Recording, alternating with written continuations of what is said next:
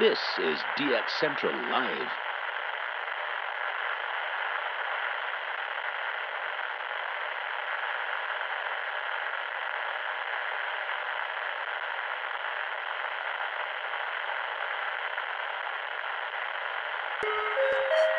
This is DX Central Live.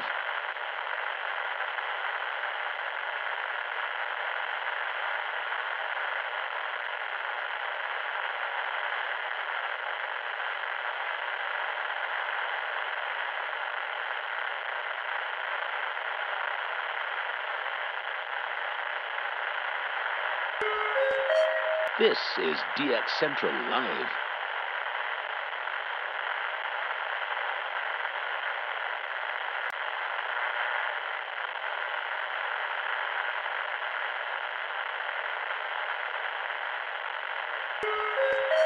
This is DX Central Live.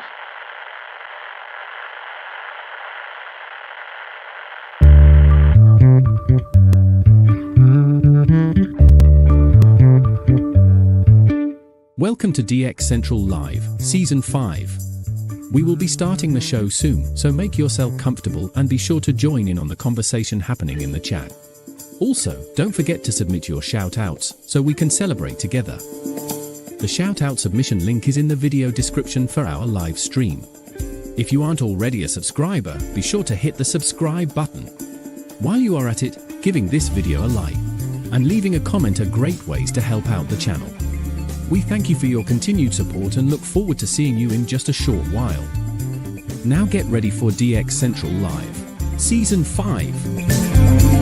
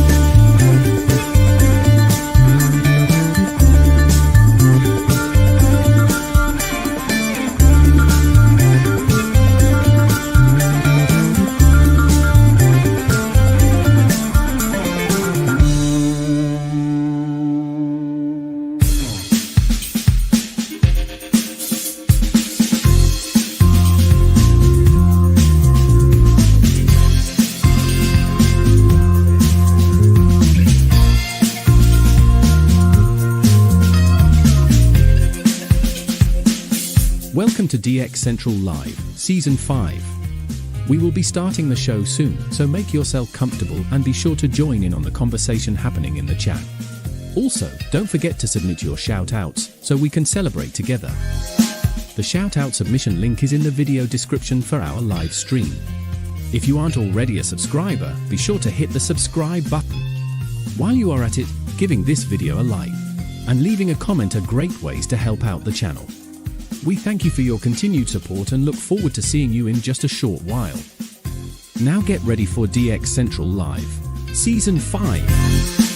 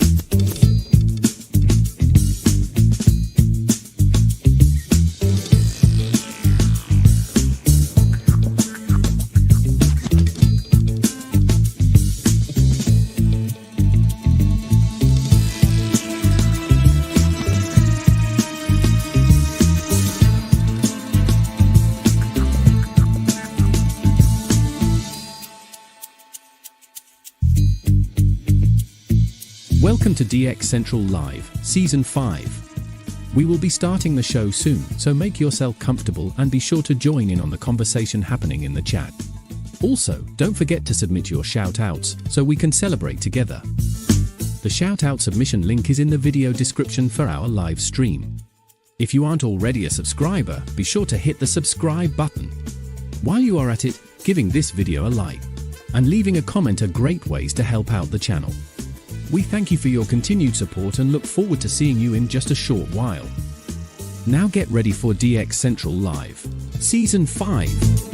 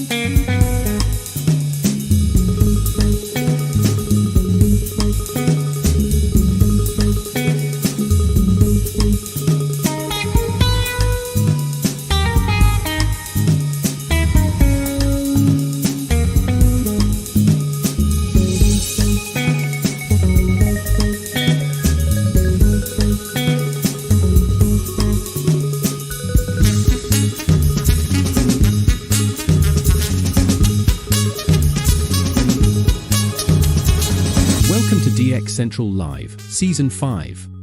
We will be starting the show soon, so make yourself comfortable and be sure to join in on the conversation happening in the chat. Also, don't forget to submit your shoutouts so we can celebrate together. The shoutout submission link is in the video description for our live stream. If you aren't already a subscriber, be sure to hit the subscribe button. While you are at it, giving this video a like and leaving a comment are great ways to help out the channel.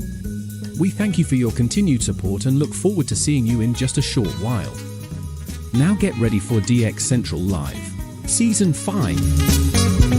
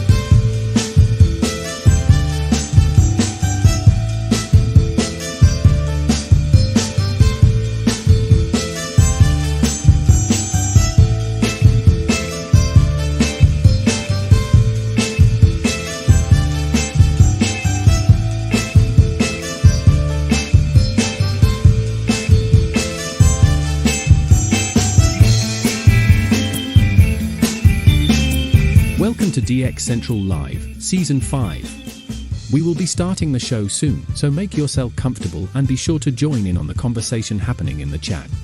Also, don't forget to submit your shoutouts so we can celebrate together. The shoutout submission link is in the video description for our live stream. If you aren't already a subscriber, be sure to hit the subscribe button. While you are at it, giving this video a like and leaving a comment are great ways to help out the channel. We thank you for your continued support and look forward to seeing you in just a short while.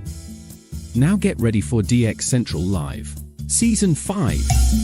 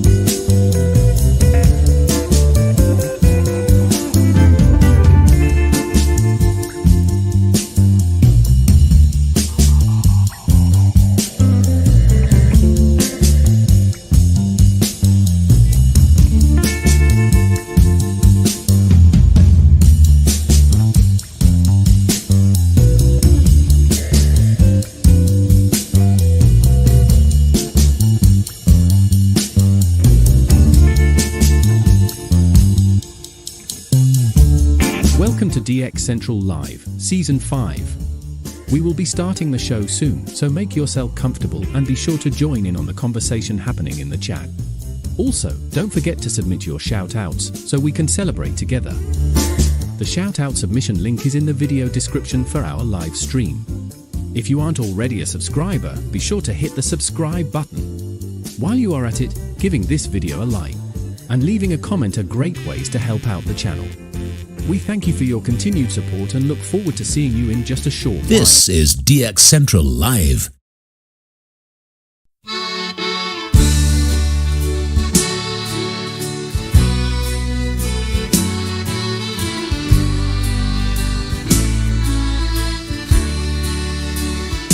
In the night, so dark and quiet, frequencies hum low like a riot, tuning in with all my might, searching for a voice in flight.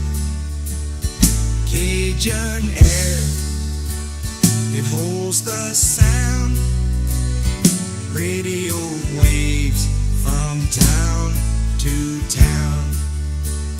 Static crackles, mix and turn, waiting for that name to learn.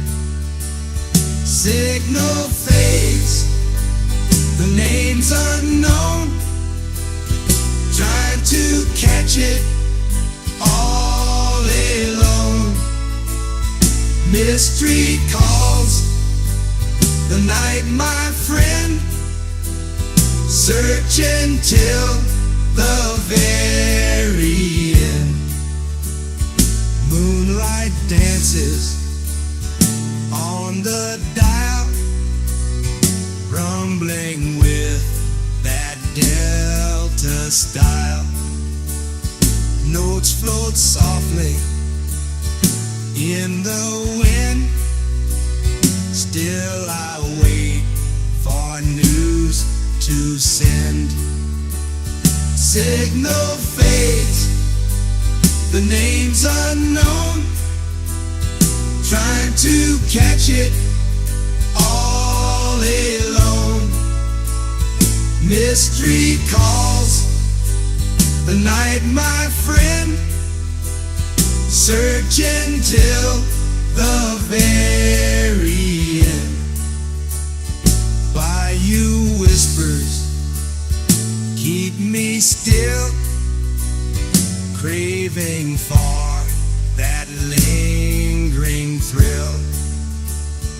Misted voices lost in haze, echoes in this southern maze.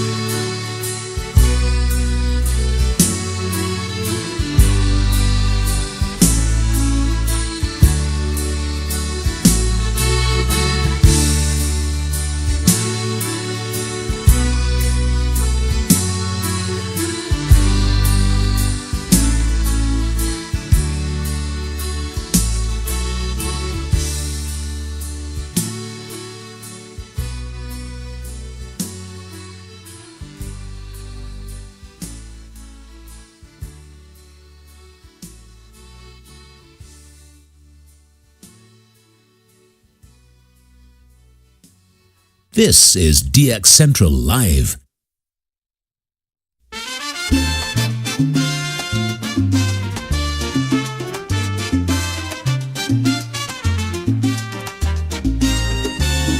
He's got his antenna way up in the air, dreams of Latin music out there somewhere. Cards in his hand, maps on the wall, late nights waiting, but he gets no call. All those radio waves, they play with his mind, searching for from Puerto Rico to faraway land. Tune in the static, still no guitar in hand. He's there in the darkness, waiting for a sign, humming to the silence with a hopeful line. But the airwaves are quiet, nothing comes through. Just another night, feeling deja vu. Oh, those radio waves, they tease and they taunt with promises of rhythms, but give him just one. From Puerto Rico, he's searching afar, dreams of a broadcast beneath the bright star. And in his small room, by the glow of the moon, he waits for a melody, morning or noon. Signals may fail, but his hope never fades. Seeking the music his spirit demands. Another dawn breaks, he's still at the dial. With every sunrise, he promises a smile. From Puerto Rico to faraway land, tune in the static, still no guitar in hand.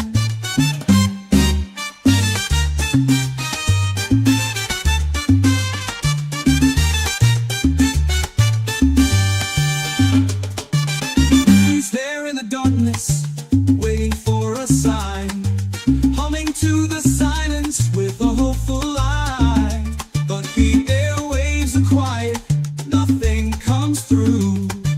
Just another night, feeling deja vu. Oh, those radio waves, they tease and they taunt with promises of rhythms, with a hopeful line. But the airwaves are quiet, nothing comes through. Just another night, feeling deja vu. And in his small room, by the glow of the moon, he waits for a melody, morning or noon. Signals may fail, but his hope never fades. Seeking the music his spirit demands.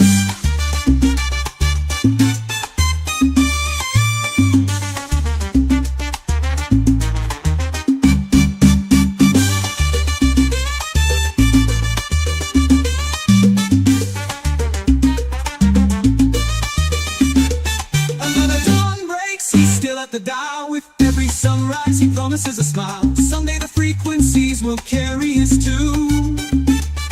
Till then, he dances to the rhythmless blue.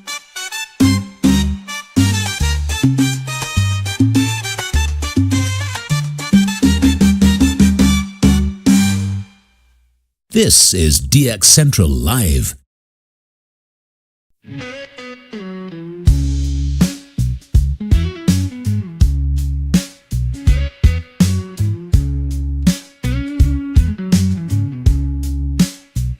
I got my radio on, just trying to get on it. But my baby says no way, so I'm stuck in this chair. I dream of signals far from north to east to west, but I can't put up no antenna. She says it's for the best. Dreaming of DX, signals I can't hear. My baby won't let me, so I'm sitting here in tears. That static calls my name, whispering in my mind. But without that big old tower, the signals I can't find. I see the towers rise in a distant starry sky, but here I'm bound in time, can't even say goodbye. Dreaming of DX, signals I can't hear. My baby won't let me, so I'm sitting here in tears.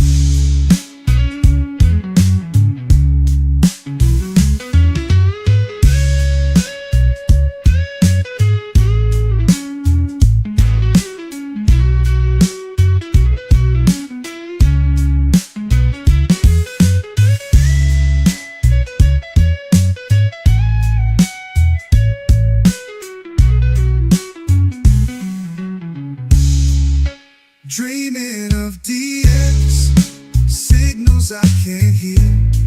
My baby won't let me, so I'm sitting here in tears.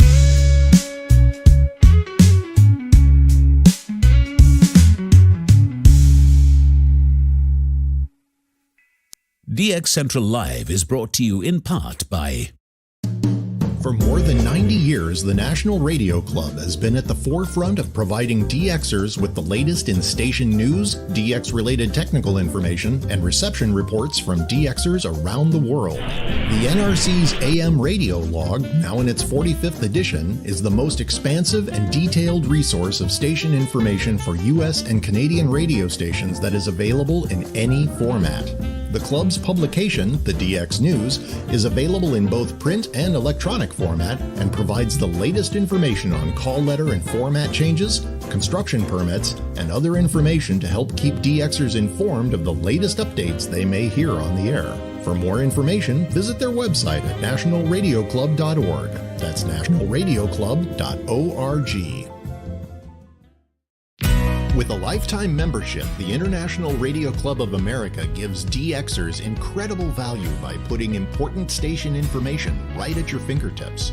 The club's e-publication, the DX Monitor, includes DXer loggings, station information updates, international loggings, and more. Other club publications include the IRCA Mexican Log, a must-have resource for any DXer that chases stations from Mexico, the TIS-HAR list, the IRCA slogan list, sunset sunrise maps, and DXer technical guides. The joint IRCA-NRC email reflector and groups.io group is a hub for real-time DX conditions, station news, and DX-related conversation. For more information, visit ircaonline.org. That's ircaonline.org. From long wave to satellites, medium wave through HF, ham radio to scanners. If you can DX it, the Spectrum Monitor has you covered. Editor and publisher Ken Reitz has assembled a who's who of radio writers to share their knowledge and expertise from a wide range of DX-related topics. Each month, the Spectrum Monitor's columnists dive into their specialties to give readers tips, tricks, the latest news and station updates, and more. The Spectrum Monitor also provides a monthly assortment of feature articles that give in-depth insight into the past, present, and future of DXing. You can get a full year of the Spectrum Monitor for only $24. Individual issues from the current year are available for $3 each. You can also purchase previous years of the Spectrum Monitor in their entirety for as low as $12. For more information, visit thespectrummonitor.com. That's thespectrummonitor.com. Through crashes of static in quiet hours, we listen. In languages we can scarcely understand, and of places we have only visited in our dreams, we listen. Incessantly, we perfect our array of aerials, receivers, and resources. We refine our skills and our techniques so that we might listen. We are DX Central, and we're all about radio. Visit us at dxcentralonline.com or check us out on YouTube. Search DX Central. Keep up with DX Central. Follow us on Twitter at DX Central.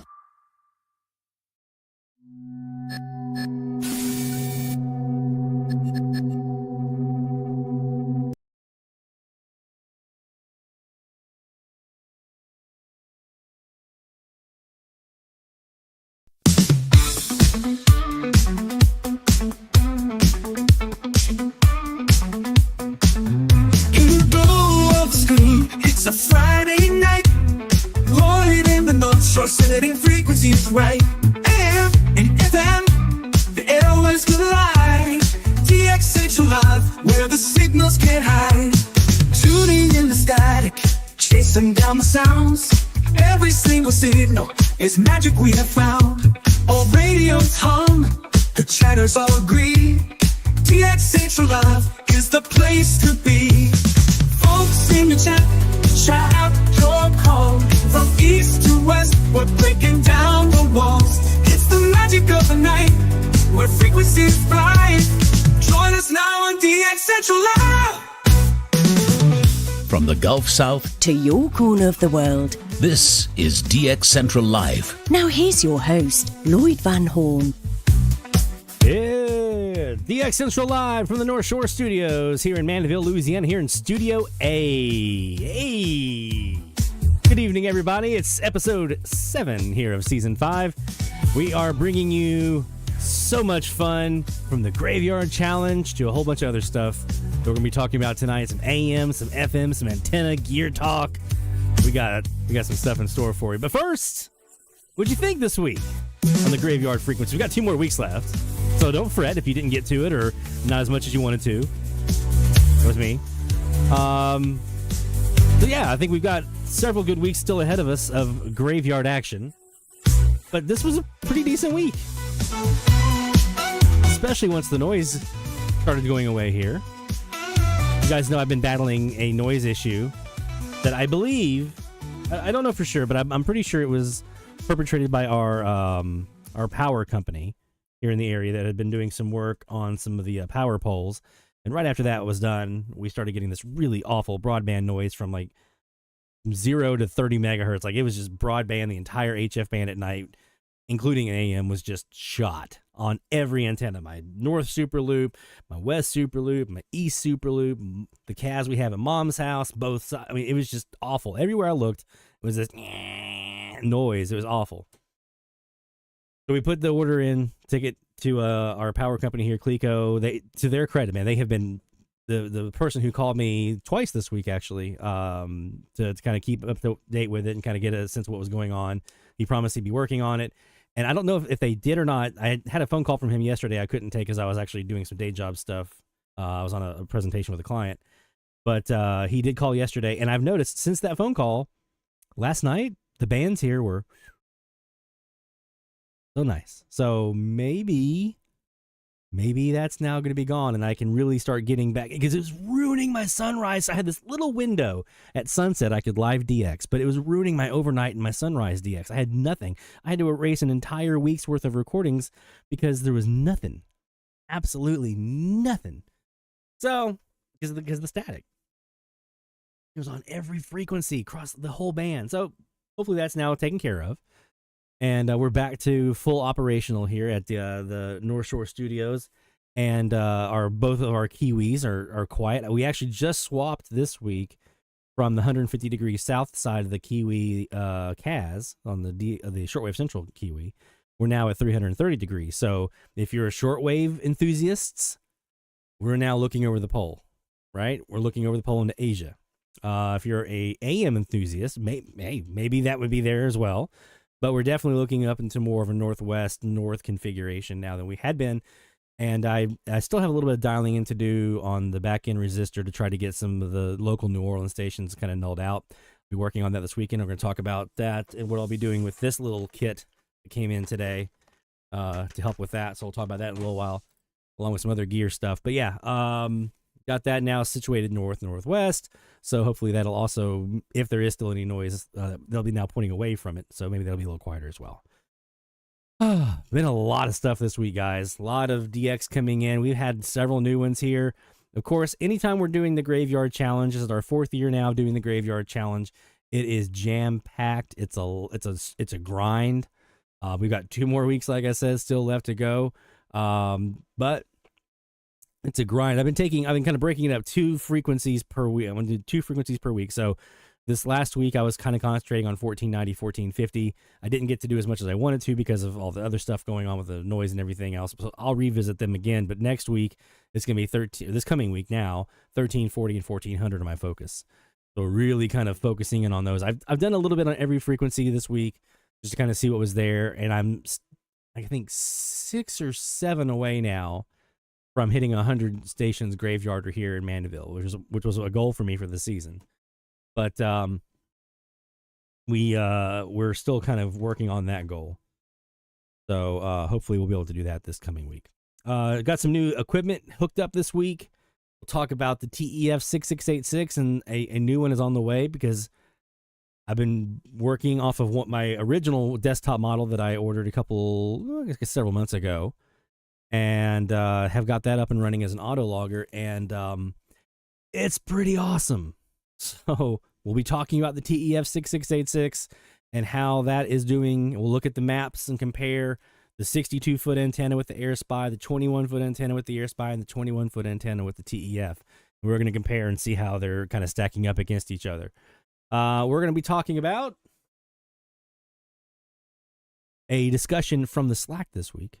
We talked about kind of IDing a station, some tips and tricks for IDing a station, specifically the use of network programming clocks and how those can be helpful for you. So we're going to take a look at those and how to find them and how to search for them online. And then once you have it in your hand, how to decipher what you're looking at and apply that to your DXing and help you to try to know when a good time to listen in. This can help you with your SDR recordings and things like that. We're going to be talking about a new piece of gear that's also on the way. I have an antenna switch I just ordered like just before the show started for our Kiwi SDR, and I'll be talking about why and what we're going to be doing with that antenna switch and what you'll be able to do with that antenna switch once it gets in. We're going to be talking about the variable resistor stuff I just showed, and we have your shout outs to get to. dxchallenges.com/shoutouts. Shout out, not outs. Shout out. dxchallenges.com/shoutout. And if I can get this to work, I might have another little special something coming up here for us here pretty soon. But before we go any further, I want to get to some DX because I want to show off this 330-degree monster antenna that we're working off of here on the Shortwave Central KAZ, just around the corner over at Mamacita's house. So let's go look at this on the graveyard frequencies here, looking up 330 degrees as we prepare for top of the hour alert. This edition of DX is brought to you by the National Radio Club of America. Actually, the National Radio Club, nationalradioclub.org. NRC is our sponsor for this first bit of DX we're going to do. So let's go ahead and unmute the Kiwi here. We're at 1490, and let's see what's cooking.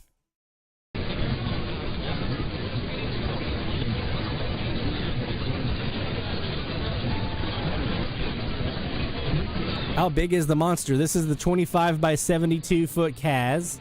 That's 10 feet off the ground. And right now it's pointing up to the northwest. 330 degrees, and it is a beast. On the south side, the 150 degrees, this thing is, it hears Argentina, Colombia, Peru, Ecuador, all have been heard on this antenna. Colombia is just about every night, actually, on that antenna.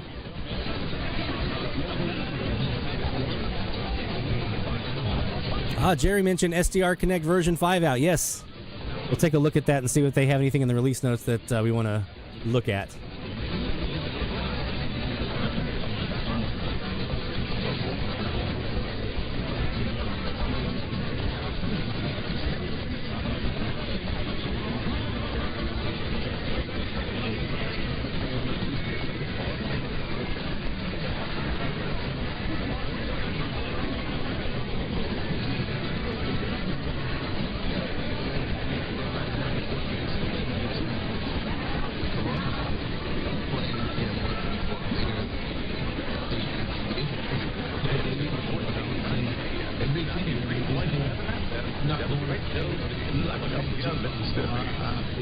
Hey, Mamacita.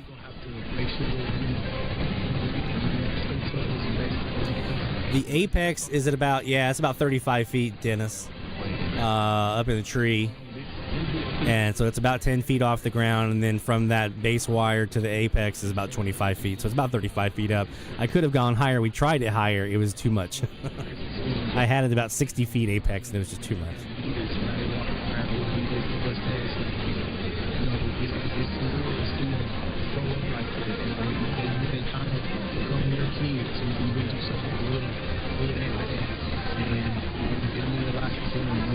I don't see any release notes yet.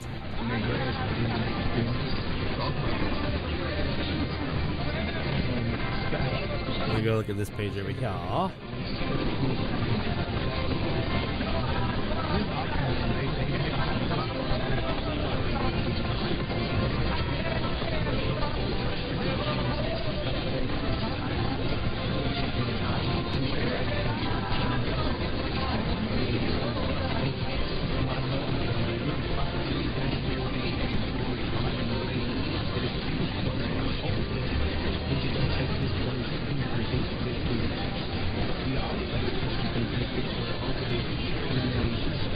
Oh, here we go. I found some release notes for version 5.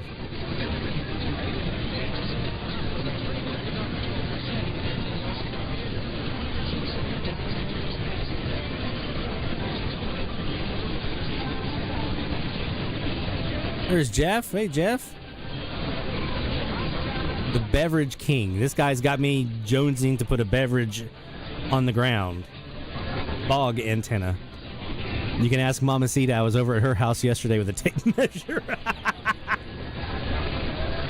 Last time I was over there, I was like, that's a very long, straight area of grass there that I bet that's got to be at least 100 feet back to the back and to the front, and then about 120 feet or so. So we might be putting up a bog over at Shortwave Central, which is part of the reason I ordered that antenna switch today. I want to test it out here at DX Central, and if it works well, we'll get one for the Shortwave Central Kiwi, and you'll be able to go back and forth between a bog and the KAZ, if it works well. We'll see. Yeah, a notorious BOG.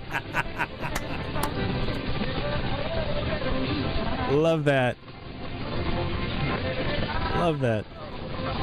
Yeah, we had the HOC here a few moments ago coming in with their ID with the 93.7. That's about all I've really heard for the most part on this frequency this week.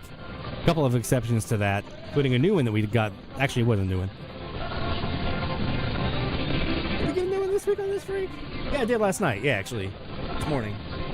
5 o'clock this morning, I had a new one on this frequency.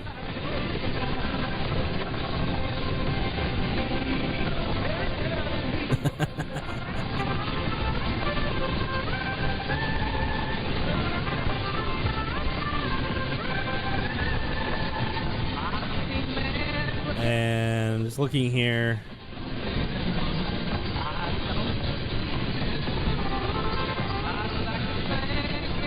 Just looking here at the release notes from SDR Connect. I still haven't seen. Hey, Jerry, I don't know if you know, and I haven't looked at it because I haven't needed to lately, but have they figured out diversity support for the Raspberry Pi remote server option on this yet? I haven't seen if they've done that yet or not. Like the Duo? DX Central Live, top of the hour alert. Yeah, here we go. Yeah, Jacob, it was the one that's linked on the Kiwi page that you order from eBay. I think it's about $120, I think. It's the one that doesn't have the remote outdoor box. It's just the 6 antenna SMA connections on the back of the switch. I'll be running up to 4 here at DXC and 2 at Shortwave Central.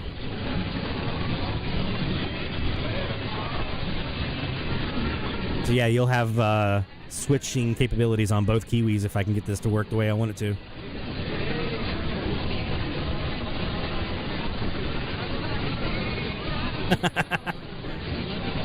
Jeff over here getting bogged down.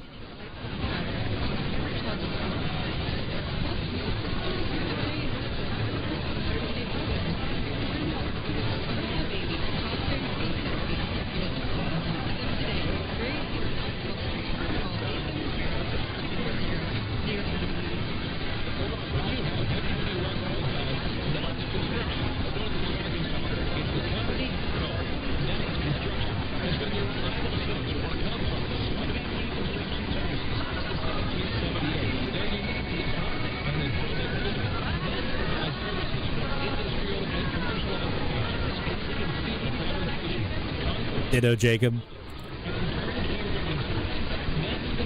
And I'm combining with one of these so I can run every one of my antennas into both the Perseus and the Kiwi.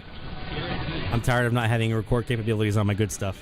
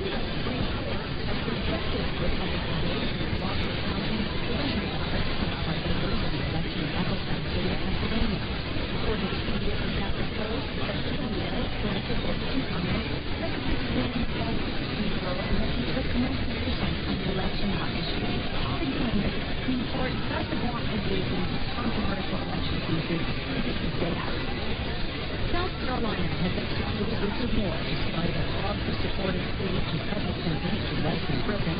Moore was convicted of treating to death a Swartzberg and Spartanburg in 1999. More than 200 people in Spain have died from flash floods that spread through the region of Valencia, and the search for victims is ongoing. Even City Hawk Roland says that many locals are blaming authorities for being slow to damage the flood risk.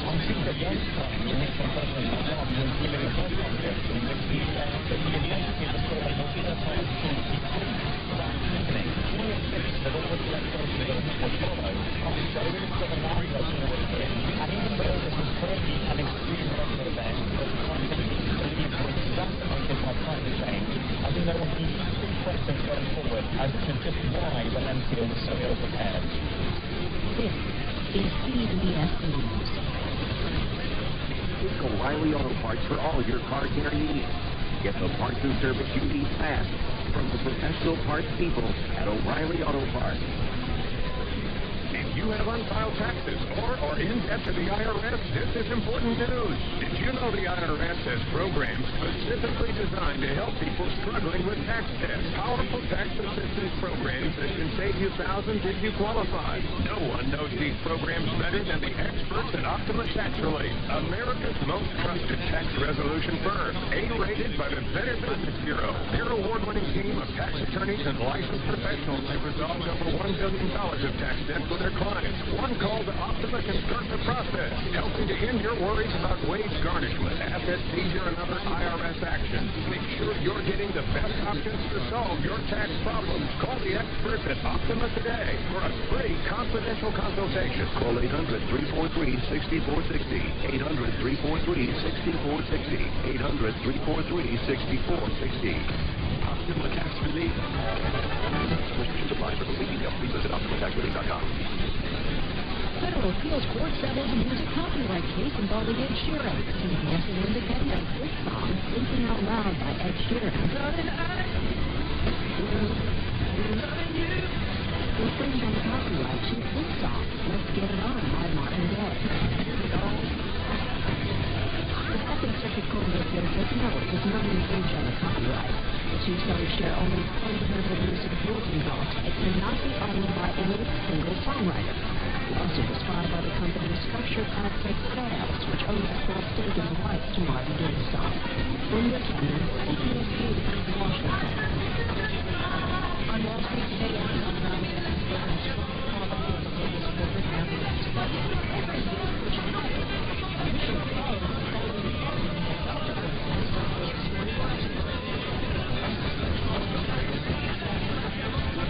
Okay.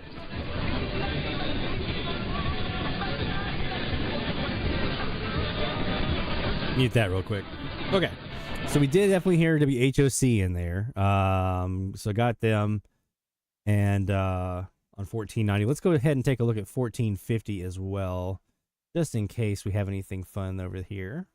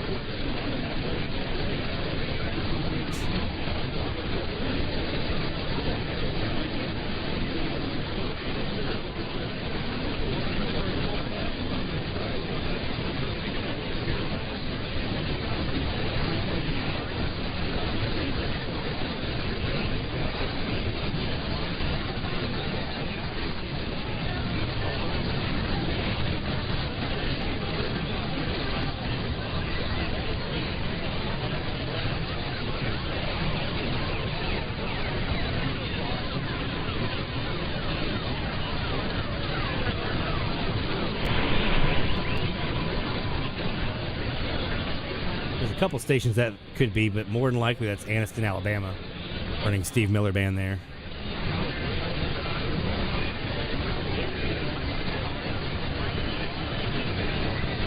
Could be Columbia, Mississippi too.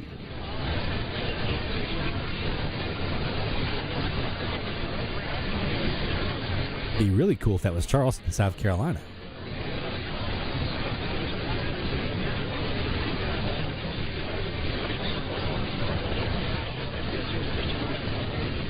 Jungle love's driving me mad, making me crazy, crazy. All right. So we're probably past the ID sequence here for these guys as well. And we're going to talk about that here in a little bit because there's actually a typical flow. And a lot of you guys know this. You've been DXing for a while, but there's a typical flow, especially once you get to this time of the night and you're doing more syndicated shows. You're going to see less local programming, more syndicated shows that follow this very kind of syndicated show clock, right? So we're going to take a look at that here in this next hour. We're going to see what are network clocks, how do you decipher them, and how do you get them, and how can they help you with your DX? Because there was some discussion this week in the Slack channel about those. So we're going to talk a bit about those and how you can use them to help you in identifying stations and knowing what to listen for and certain things that kind of clue you off to a station's about to ID or not. So we'll talk about that here in just a few moments. In the interim, though, let's take a quick break. When we come back, we're going to have more live DX. We're going to get to that discussion about the program clocks. We're going to talk about the TEF6686 for auto logging, and we'll do, of course, your shout outs and more live DX heading your way right here on DX Central Live. DX Central, because we're all about radio. Visit us at dxcentralonline.com or check us out on YouTube. Search DX Central. DX Central Live is brought to you in part by... For more than 90 years, the National Radio Club has been at the forefront of providing DXers with the latest in station news, DX-related technical information, and reception reports from DXers around the world. The NRC's AM radio log, now in its 45th edition, is the most expansive and detailed resource of station information for U.S. and Canadian radio stations that is available in any format. The club's publication, the DX News, is available in both print and electronic format and provides the latest information on call letter and format changes, construction permits, and other information to help keep DXers informed of the latest updates they may hear on the air. For more information, visit their website at nationalradioclub.org. That's nationalradioclub.org. With a lifetime membership, the International Radio Club of America gives DXers incredible value by putting important station information right at your fingertips. The club's e-publication, the DX Monitor, includes DXer loggings, station information updates, international loggings, and more. Other club publications include the IRCA Mexican Log, a must-have resource for any DXer that chases stations from Mexico, the TIS-HAR list, the IRCA slogan list, sunset sunrise maps, and DXer technical guides. The joint IRCA-NRC email reflector and groups.io group is a hub for real-time DX conditions, station news, and DX-related conversation. For more information, visit ircaonline.org. That's ircaonline.org. From long wave to satellites, medium wave through HF, ham radio to scanners. If you can DX it, the Spectrum Monitor has you covered. Editor and publisher Ken Reitz has assembled a who's who of radio writers to share their knowledge and expertise from a wide range of DX-related topics. Each month, the Spectrum Monitor's columnists dive into their specialties to give readers tips, tricks, the latest news and station updates, and more. The Spectrum Monitor also provides a monthly assortment of feature articles that give in-depth insight into the past, present, and future of DXing. You can get a full year of the Spectrum Monitor for only $24. Individual issues from the current year are available for $3 each. You can also purchase previous years of the Spectrum Monitor in their entirety for as low as $12. For more information, visit thespectrummonitor.com. That's thespectrummonitor.com. Through crashes of static in quiet hours, we listen. In languages we can scarcely understand, and of places we have only visited in our dreams, we listen. Incessantly, we perfect our array of aerials, receivers, and resources. We refine our skills and our techniques so that we might listen. We are DX Central, and we're all about radio. Visit us at dxcentralonline.com or check us out on YouTube. Search DX Central. Keep up with DX Central. Follow us on Twitter at DX Central.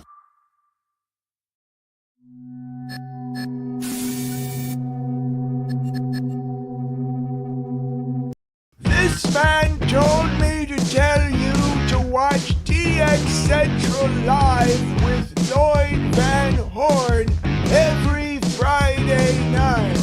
I can't feel my face.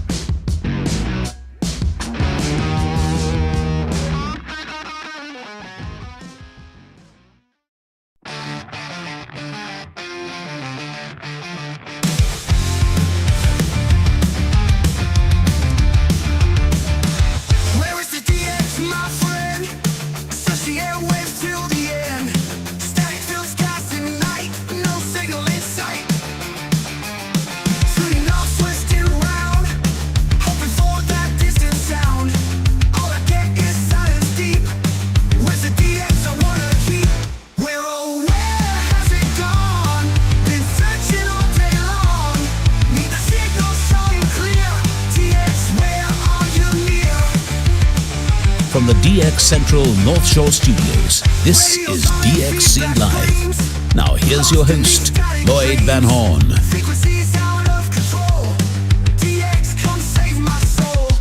It's DX Central Live from the North Shore Studios here in Mandeville, Louisiana, here in Studio A. We bring you live DX and DX-related conversation for AM, FM, weather, DX. We do it all here at DX Central Live every Friday night.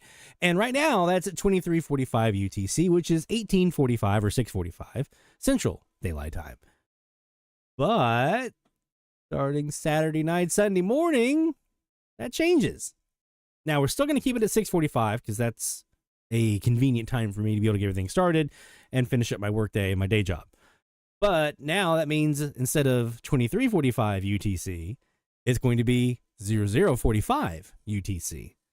So starting next week, for all of you who use UTC time to know when to tune in, that'll be at 00:45 UTC. But for those who are not using UTC, it's the same. It's 18:45 Central Time, 19:45 Eastern, 17:45 Mountain, and 16:45 Pacific for those of you on the West Coast. So those times are all going to stay the same. But if you've been using the UTC time, just know that that is now going to be 00:45 UTC, not 23:45 UTC. Because daylight savings time will be over as of this weekend. So we'll be changing that on our side. We'll be updating all of our little things we have posted everywhere that tells you the time to join in and stuff like that. So going to keep that in mind. Okay. I want to do something fun. We have the challenges we do every week. And I've mentioned to some of you in the Slack channel, those of you who are in there, that once we get to about end of December-ish, I just realized our team is still red.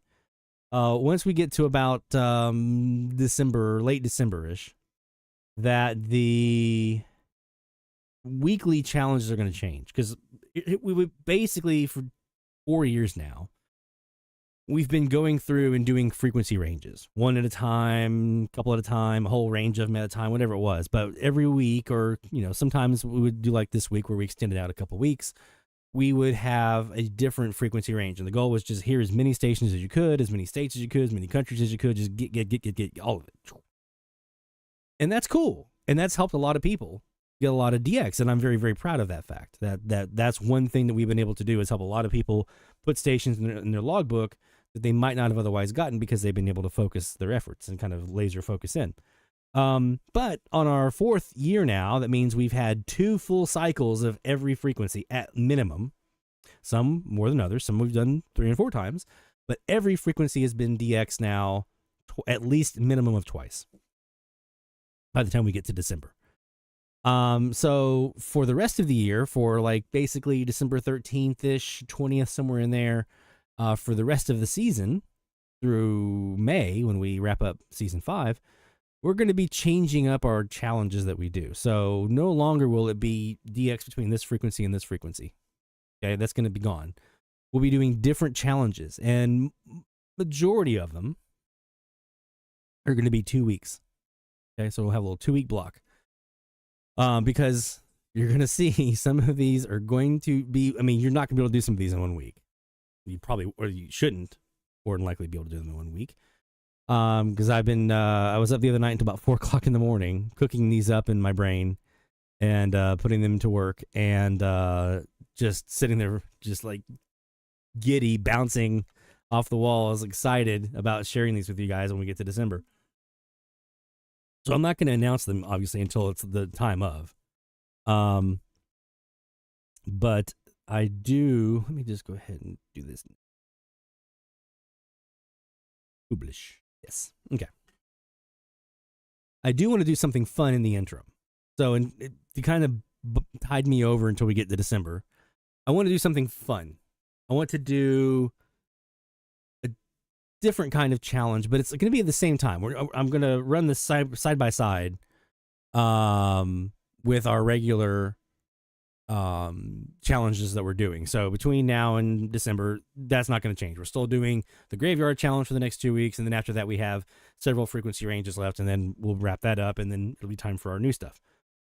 But in conjunction with that, I did want to run something else at the same time. Something that was a little more fun and free spirited, just in case the graveyard frequencies aren't your bag. Because some people, they don't like the graveyarders. They're really hard, or they have a lot of locals on or near the graveyarders or whatever. So the graveyard challenge is not as enticing for them. Or maybe you just like to DX all the things like I do, and you're like, I want to DX all of it. Let's do all of it. So I'm going to launch a new little fun thing. It's not really a challenge. It is a challenge, but it's more of a game. I'm going to call it a game. And this will be announced. I'm announcing it now, but I'm going to release it out to everyone starting tonight here during the show. We'll make the page live and let you guys go in here and do what you need to do with it. Let me go ahead and pull this up on screen. Up here at the top. We're going to do a scavenger hunt. This was another one. So the night after I was up until 4 o'clock in the morning doing all the mapping out of the rest of our challenges for the year, this one just kind of hit me like 2 o'clock in the morning the next night. I was like, actually it was a little earlier than that. I was sitting there thinking to myself, I was wrapping up, I was doing some work on those other things I was mapping out, and this one just kind of popped in my head, and I went, oh my, we need to do that. And we're going to have multiple rounds of this scavenger hunt, okay? And each round will be open until it's closed, until somebody wins it, until somebody gets it, okay? Scavenger. Did I misspell it? I think I did, didn't I? Crap. I got to change that. Okay, my bad. So anyway, here's what we're going to do. A couple of little tweaks and nuances to this before I open up and show you guys the actual first round that we're going to have. We're going to have 8 things to search for in each round.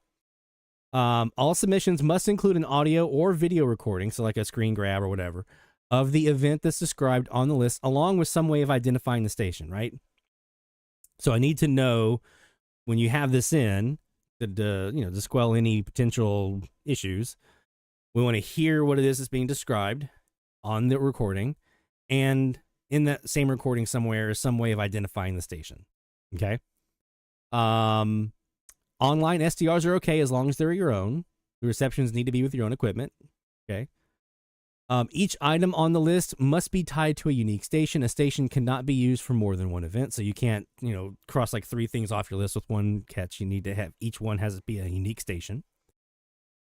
All submissions must be made through our official form that we'll have at our website, dxchallenges.com. If more than one DXer claims completion, the tie will be broken by whomever had the earliest timestamp with their final submission. Okay. Submissions can be from stations on AM or FM, and you can also do a mix. You can do some AM, some FM. It's up to you. This is open. This is just open for AM, FM, whatever works best for you, okay? Or whatever you feel like doing, or whatever's working, okay? All right, so let's look at the first round of scavenger hunt items. In my defense, that logo was a template, and so whoever I got the template from misspelled it, so boo them. I just didn't pick it up. Number 1, we're going to log a networked, let me zoom in a little bit and make this a little easier to read. We're going to log a networked sports station while they're carrying a local sports show. So it needs to be a station that normally carries like ESPN or Fox Sports Radio or BetMGM or one of those kind of nationally syndicated show type stations. But at the time of the reception, they're carrying something locally produced, where they're talking about like local high school sports or local college stuff or whatever. I can think right off the top of my head of several options that are out there in my immediate area. So hopefully you've got some in your immediate area where you can pick up something in Sunset or Sunrise, more than likely Sunset. But a station that normally carries nationally syndicated sports during a local sports show. That's number one. That's one of the ones we have. Log a station that is not located on your own continent. So if you're in North America, you would need to have Europe or South America or, whatever. So just needs to be something not on your continent. Okay. Log a station that uses a jingle in their IDs. We need to hear the jingle. So usually like music stations will do this, right? But it needs to be a jingle slogan that is a sung jingle, or the caller IDs need to be sung. Like back when I used to work at WRGC, we had one that was like WRGC, like that kind of thing. That's fine. It just needs to be a jingle type ID in there. Log a station during a holiday while they are discussing that same holiday. So the example I gave here is it's St. Patrick's Day and you're DXing on St. Patrick's Day and you hear them talking about running a news story about something about St. Patrick's Day while you're on the middle of that holiday. Okay. Log a station that shares your same latitude within plus or minus 0.5 degrees, so half a degree, and it's not within 400 miles of your location. So for instance, I couldn't sit here and say I want to get a station in Biloxi. Biloxi and I share basically within that 0.5 degrees of the same latitude, but Biloxi's too close, so I can't use Biloxi for mine. Here in Mandeville, I would need to go outside the 400-mile window and within that 0.5 degree, that little 0.5 degree latitude window that's there. Okay. We have a couple more. Log a station in a city with a famous name, but not located in the city where it's famous for. So, for instance, imagine if there was a Chicago, Utah, or a Moscow, Oklahoma, or a Toronto, Florida. Get the drift?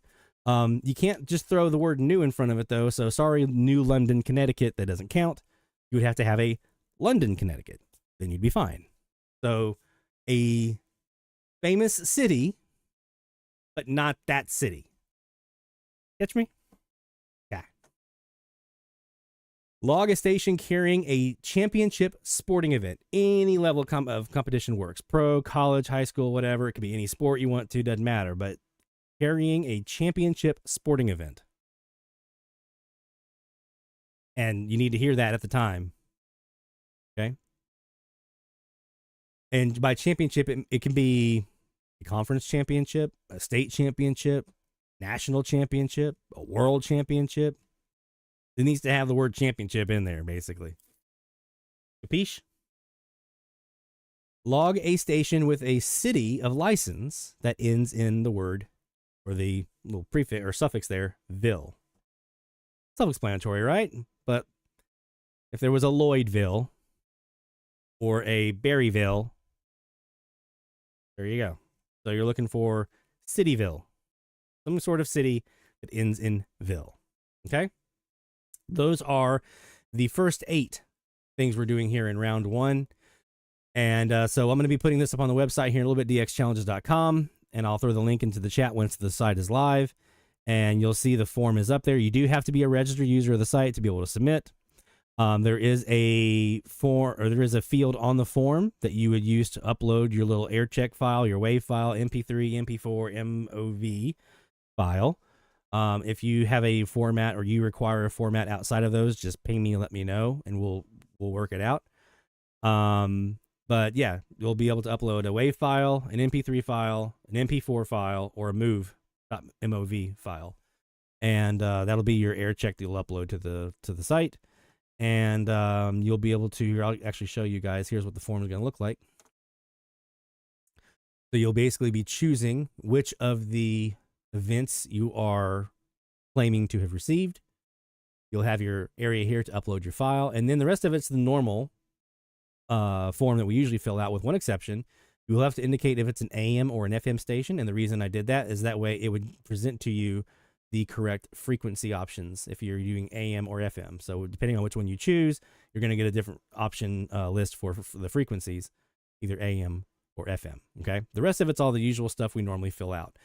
Ignore, once we get there, ignore all the tables. I got to rebuild them for this particular event because that's a whole different ball game.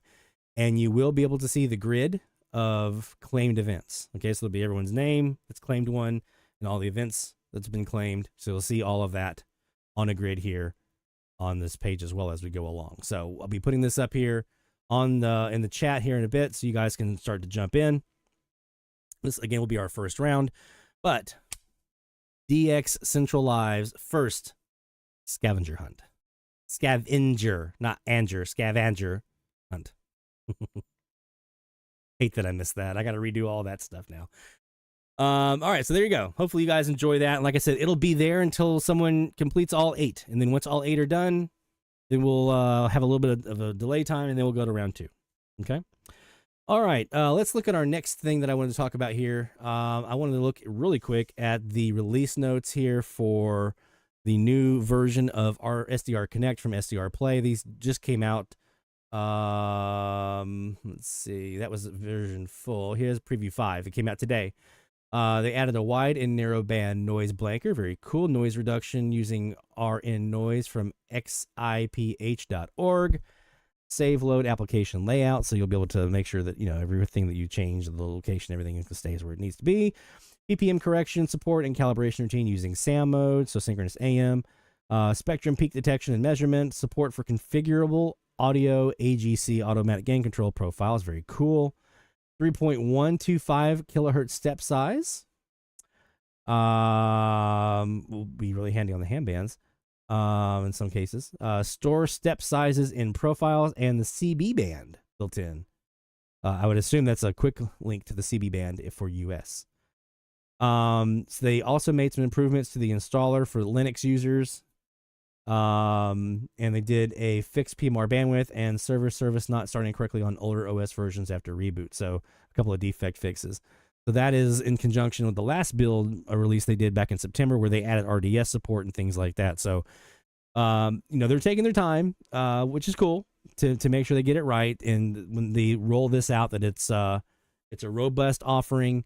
And so there's some things that we were kind of looking for, that, like RDS was the big one, right? That was the one that was like, oh, come on, just just give me RDS, and then I can use my RSP Duo with no problem during FM season. So that's now there. So during FM season, we should now be able to use SDR Connect for FMDX, right? Because we have that now. So there you go. All right. Jeff says he dropped his DX Central coffee cup this week and it broke. I'm going to order 3 more so I have backups. I logged over 100 new stations since he purchased that cup. It's lucky. You're dang right it is. So there you go. And then Rick says he's got one of these. There we go. NRC ceramic cup. It's my pin holder here in the shack. It's been my pin holder since 1993. This has sat in every shack I've ever had since 1993. This cup has held my pins that I would use for my logbooks and stuff. I was never a big coffee drinker. I'm becoming more and more of one now. All right, let's talk about program clocks. So this is one of those things that it came from the Slack. And you know what that means.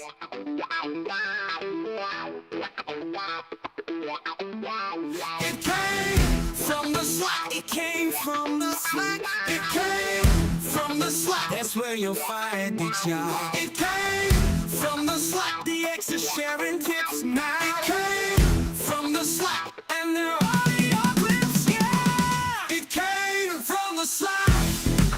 What they talking about, Lloyd? All right. So what are they talking about? I'll tell you what they're talking about. We've been obviously sharing our catches from the Graveyard Challenge, but one thing came up this week was the use of network clocks. So when I was in the radio biz, we, if you were running the board or something like that, or, like during I used to run the board during sporting events, there would be a clock for those, like the Braves network and things like that.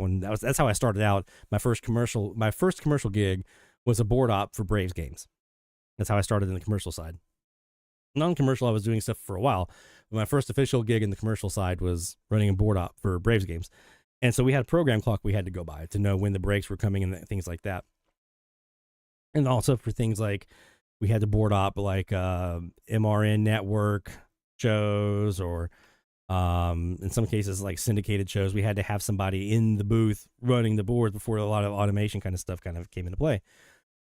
So that's where these program clocks kind of come from. They basically, it's something they produce and they make available for their affiliates to know, okay, at this time, this is going to fire off. It also helps them to know how long the breaks are and what kind of break are they. Are they a national syndicated break where they run like network ads, or are they going to be a local ad break where you can, as a station, fill in your own ads?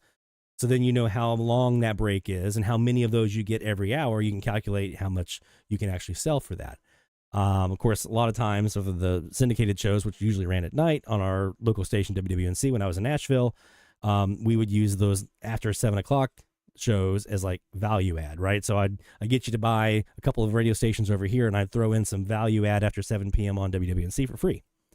So that's how those usually worked. Anyway, so this is an example of some of those. So I just Googled. In this case, I'm looking at Premier Radio Networks, but you can always just do a search for like your show in particular that you're looking for. Like if you're DXing and you hear a particular network's program and you want to look and see if you can find a clock for them, you can do that. Premier, you may want to bookmark this one, the Premier site, because it's got just a ton of shows. This is iHeart, formerly Clear Channel, Premier Radio Networks, all the different shows they have. So I'm going to show you one here. This is Coast to Coast. Just about everybody here knows Coast to Coast. This is the program clock, and it'll tell you this is effective the October 12th of 2011. But this is the most recent version they have up there, so I'm assuming it's still accurate. But you'll see here, for example, let's take a look and see what this basically shows me. This shows me a couple things. It shows me in green, where are my local breaks? As a DXer, those are the ones I really want to know about, because that's where I'm more likely to hear either local ads or at the very least some sort of liner or jingle ID or whatever it is, or some sort of identifier for the station, most commonly is going to be tied to those local breaks. Okay. So for instance, here for Coast to Coast, this is one that is super, super reliable. You'll come in at top of the hour. You have a 6-minute window here that's considered local. That can be filled by whatever it needs to be filled by. Now, typically the first 2 to 5 minutes of that for most stations that carry George are going to be like Fox News, ABC News, CBS News. That's going to fit in that 6-minute window, right? So then they have a small little gap that's left in there for any other ads. So then there would be like, let's say it's ABC News. I'm running ABC News at the top of the hour, and then they have a 2 to 5 minute newscast depending on what I'm subscribed to. And then they have their network ads that either run in between segments, like they would have like 2 minutes and then a little break of ads, and then they'd have 2 more minutes, and then they'd have maybe a local ad break that comes in after that for about a minute or two. So, that's kind of what you're looking at here with some of these is you'll want to know kind of where would I potentially be seeing some locals. Now, again, in this case, I would have some network stuff in here probably as well for most of those stations on the network, but there would be some areas right here towards the end of that network or that this local break where I could still see some local ads and probably an ID or some local news or something like that. It just really depends on the station, okay? Then you're going to have the rejoin here at 6, and that's where you're going to hear the bumper music. And a lot of times you'll hear that fired off ID right there at that rejoin. So you'll hear like 1510 WLAC while George has got his bumper music playing. And then right after that ID comes in, you'll usually hear George start talking, or like the voiceover guy or whatever. And then you'll have the first segment, which is usually a pretty quick one, like a minute or two, where he's going to introduce him, he's going to talk about that hour or whatever. And then they go to a network break, and that's where you hear the lightning crash and stuff like that. That's where you'll have the network break, and then they come back in and so forth. Then you have your big segment, which is the big long one. This is the part right here, these huge segments like this. When you see that, you can probably check some other frequencies during that point, because there's not going to be anything going on until you get to this next bit down here. So during this whole area here from 10 minutes to 30 or 29.50, you're probably not going to hear anything. other than the program. And same thing for this one over here from 40 to 5750. It's just going to be straight up just the show, right?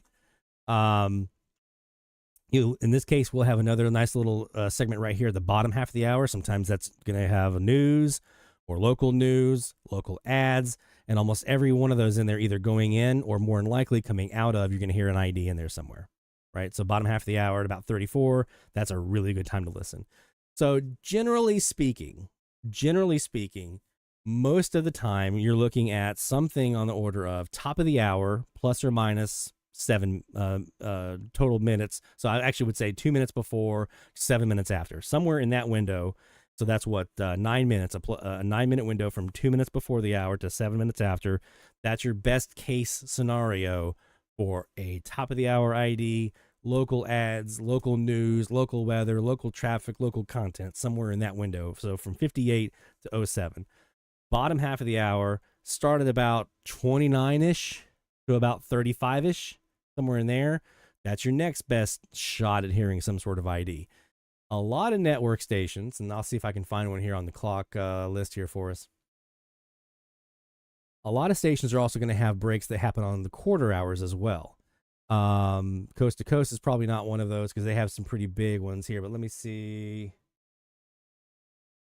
Pick one at random here. There we go. This is a good one. Armstrong and Getty. This one has quarter hour breaks. So you're going to have here, they're going to have their top of the hour. And then at 6 minutes, you're back into the network program. Then they have their first segment that runs from roughly 6 minutes through to 15-ish, roughly. Then you have a live read for a minute in here, okay? And that's where they're doing a live ad. And then we have a local break right here at 16. There's a little network break in there, about a 1 minute spot in there. They could have like 1 to 2 ads in there, depending on how they usually do their stuff. And then you have your local break here at 16. That's about a 3-minute break. And then you rejoin and it's back to the segment again. So they have one here at the quarter hour on this side and this side. So this is another way that you could see it. So a lot of times, top and the bottom half of the hour always are really, really good times to listen for most syndicated shows. There are some that aren't so great. We'll talk about those in a minute. But most syndicated shows, top half and bottom half of the hour, usually pretty good times. And I'm saying, like I said, between like 58 and 07, between like 29 and 35, somewhere in there, okay? You'll also, in some of these networks, get that quarter hour break. So this is where the program clock can be helpful to know when are those firing, when are the segments in there, and then do they do quarter hour breaks? Like in this case, if I'm listening to a station that's carrying Armstrong and Getty, yeah, I'm going to make sure I'm listening around those quarter hour time frames because I'm more likely going to have an ID in there than I would during Coast to Coast, where they don't do that. I'm going to have just a big, long segment in that window. So these program clocks can be super helpful for you. So you can always do like a Google search of whatever network it is you're hearing, try to find them. I would also bookmark this Premiere website. Here, I just Googled Premiere Networks clocks, and there was Premiere Show clocks, and that gets you what you need. There are exceptions. Sometimes certain formats don't do a great job of IDing. Usually if it's a music format, they're going to do a super great job of IDing. Music stations are much more likely in between songs and things like that because they have more natural breaks to be able to insert their IDs in. If it's a talk show, there's those big long segments that are going to be just the segment. And then you're going to have your chances out, either beginning of that or coming out. Music, you have these natural periods in between songs where you can identify who you are and grab that attention of the person so they know, oh, I'm listening to Z105, right? So music formats are a little bit better at being able to ID. And there are syndicated music formats. I've talked about this before. Let me actually show you guys an example of this. Westwood 1. So here is an example of a syndicated music format. So this is Westwood 1 Real Country. When I was at WRGC, we had ABC's adult contemporary format. We were ABC News. And then we also ran their adult contemporary format. So we would receive a list every day. This is really archaic. We'd receive a list every day. They would print out for us the day, every hour, and they would show, here's what the satellite feed's going to be playing in order. And here's where you have a few minutes to talk, and here's where you can talk over here and so forth. Here's where your breaks would be. But, the management at the corporate people that I worked for, they had several of the stations that would have all the same format in their group. And so they would go between the different stations and they try to see who was not playing the song at the right time, who was off format. I was always off format because I was like, I'm not playing Celine Dion again. Here is, here's Neil Young or whatever it was. So here's one. This is real country.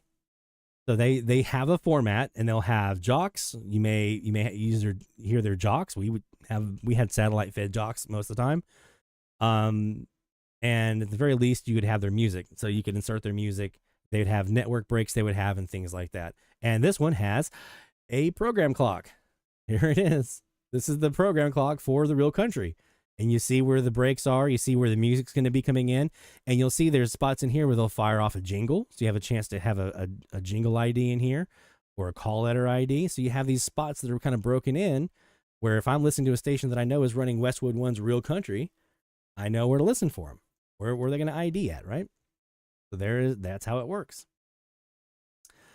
So you do have the syndicated formats for music. Those are usually pretty good identifiers. Sports, ESPN, Fox Sports. I was joking with Jacob in the Slack. If you get to the top of the hour and you hear that, we are Fox Sports, and here's what you need to know. If you hear that, it's over. You've missed the ID. It's gone. You've missed that one. You have to wait a whole another hour almost in most cases to hear that ID again. Because they just don't, for whatever reason. There are some exceptions, I would imagine, but there are a lot that aren't. The ESPNs are a little better because you'll have like ESPN Greenville or ESPN Beaumont or ESPN whatever, right? You'll have, typically they'll brand that way, like ESPN and then the region or the city that they're in. Fox Sports, they don't really do that very well. So Fox Sports could be a tough one to ID. And this is not a knock on the actual content here, but religious stations typically are terrible IDers. You'll go an entire hour before you'll hear that ID again. You're going to hear a lot of content that's being piped in from outside. So you'll hear like a sermon from like somewhere in Nashville, and you're like, ooh, I got a Nashville station. No, you probably don't. You'll hear them sometimes give out phone numbers or addresses that you think is a local one, and no, it's just the church that's created this event that's being broadcast. And even the top of the hour can be iffy if you're going to get that ID or not. Like I'm thinking of like Relevant Radio. Usually you're going to hear it. WTN usually, but I mean, I've heard a lot of them where they just don't. They'll use the branding like the network, and that's all you're getting out of it.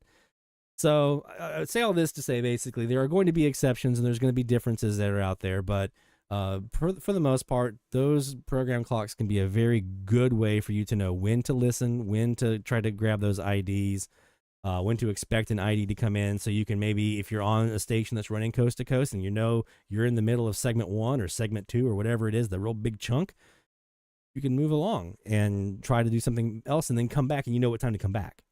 Be able to try to get that ID from them. And you can just say, okay, I'll be back at 29. Right? Because I know they're going to do a bottom of the half hour here, and I'm going to come back and see if I can get them. In the meantime, let me go find a music station that's going to ID here in the next few minutes, right? So there you go. Speaking of taking a break, I think it's a pretty good time for us to do that right now, actually. And when we come back, we'll do some live DX, and we'll get to that first round of shout-outs right here on DX Central Live. Don't go anywhere, my friends. More is heading right your way. DX Central, because we're all about radio. Visit us at dxcentralonline.com or check us out on YouTube. Search DX Central. DX Central Live is brought to you in part by... With a lifetime membership, the International Radio Club of America gives DXers incredible value by putting important station information right at your fingertips. The club's e-publication, the DX Monitor, includes DXer loggings, station information updates, international loggings, and more. Other club publications include the IRCA Mexican Log, a must-have resource for any DXer that chases stations from Mexico, the TIS HAR list, the IRCA slogan list, sunset sunrise maps, and DXer technical guides. The joint IRCA-NRC email reflector and groups.io group is a hub for real-time DX conditions, station news, and DX-related conversation. For more information, visit ircaonline.org. That's ircaonline.org. From long wave to satellites, medium wave through HF, ham radio to scanners. If you can DX it, the Spectrum Monitor has you covered. Editor and publisher Ken Reitz has assembled a who's who of radio writers to share their knowledge and expertise from a wide range of DX-related topics. Each month, the Spectrum Monitor's columnists dive into their specialties to give readers tips, tricks, the latest news and station updates, and more. The Spectrum Monitor also provides a monthly assortment of feature articles that give in-depth insight into the past, present, and future of DXing. You can get a full year of the Spectrum Monitor for only $24. Individual issues from the current year are available for $3 each. You can also purchase previous years of the Spectrum Monitor in their entirety for as low as $12. For more information, visit thespectrummonitor.com. That's thespectrummonitor.com. For more than 90 years, the National Radio Club has been at the forefront of providing DXers with the latest in station news, DX-related technical information, and reception reports from DXers around the world.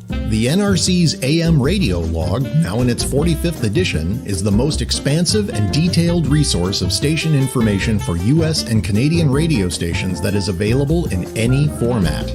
The club's publication, the DX News, is available in both print and electronic format and provides the latest information on call letter and format changes, construction permits, and other information to help keep DXers informed of the latest updates they may hear on the air. For more information, visit their website at nationalradioclub.org. That's nationalradioclub.org. Through crashes of static in quiet hours, we listen. In languages we can scarcely understand, and of places we have only visited in our dreams, we listen. Incessantly, we perfect our array of aerials, receivers, and resources. We refine our skills and our techniques so that we might listen. We are DX Central, and we're all about radio. Visit us at dxcentralonline.com or check us out on YouTube. Search DX Central. Keep up with DX Central. Follow us on Twitter at DX Central.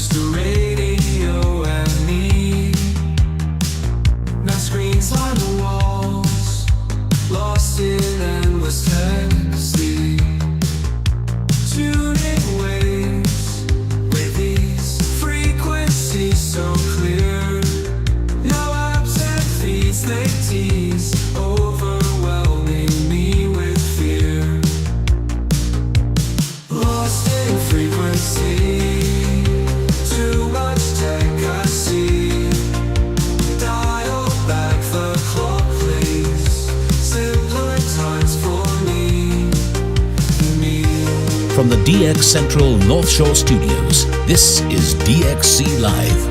Now here's your host, Lloyd Van Horn. It's DX Central Live from the North Shore Studios here in Mandeville, Louisiana, every Friday night at 6:45 Central Time, and starting this week, 00:45 UTC, starting this next week with week 8 of season 5. All right, we're getting ready to do some live DX and get back to it here on our graveyard frequencies. Of course, we're not changing our challenge this week. It's going to be the graveyard challenge for next week, this coming next week here that we're starting right now, and the week after. So we have 3 weeks total of the graveyard challenge, and then we come back to our show on the 16th, and then we'll have a new challenge frequency range coming up. But for now, it is this one right here. All right, let's hit the dials. I'm gonna bump mine down because I've been focusing 1490 and 1450. Let's bump mine down here to 1400 kilohertz. We're gonna go sit on we're gonna sit on 1400 here on the northwest-ish KAZ on the shortwave central Kiwi. Let's go ahead and take a gander at that one. Now, this live DX is brought to you by the International Radio Club of America, IRCA Online. .org. Let's go ahead and take a look and see what's here.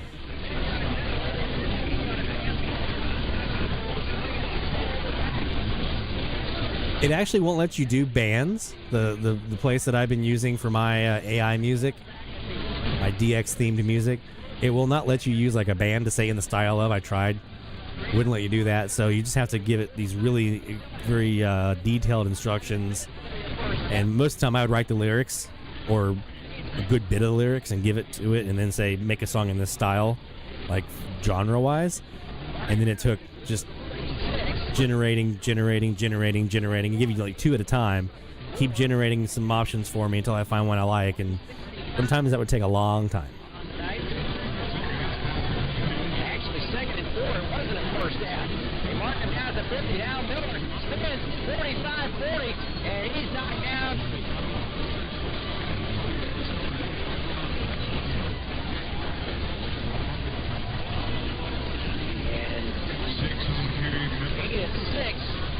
This next hour, we'll be talking about the TEF 6686 and auto logging. We'll do a little FM DX meteor scatter look. And I'm going to talk about some gear that's both come in and is on the way.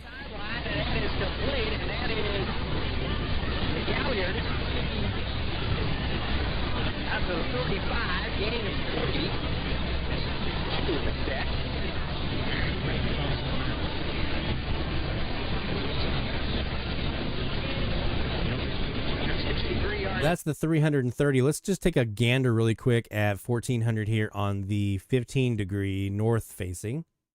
Pretty much the same. About a 45 degree half turn difference here.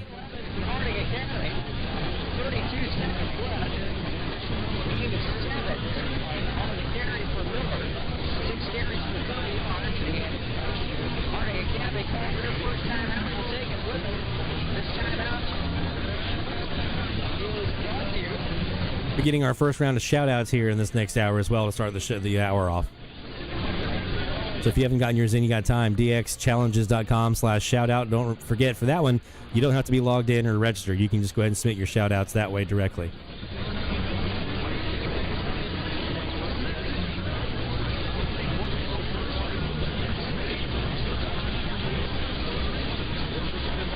Now they're fading on the 15 degree. Let's see if they're still there on the 330.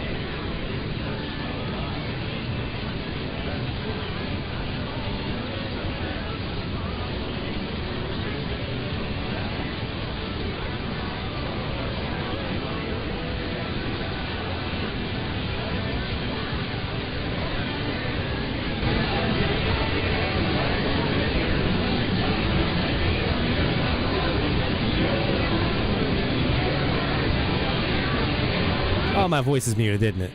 So what I'm doing here is I'm running both Kiwis. I'm running one in the left ear, one on the right ear. Let's see what we get. This is kind of binaural. Hey, Haley, glad you're back in. Hopefully you're feeling better.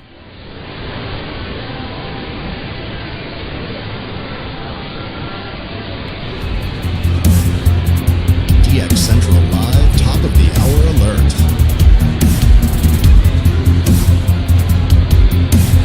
It's top of the hour time frame. Let's look at some IDs. Let's go.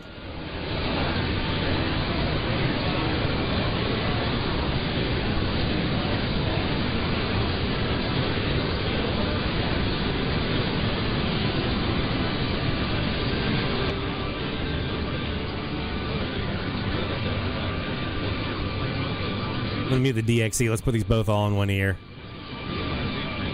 Both ears.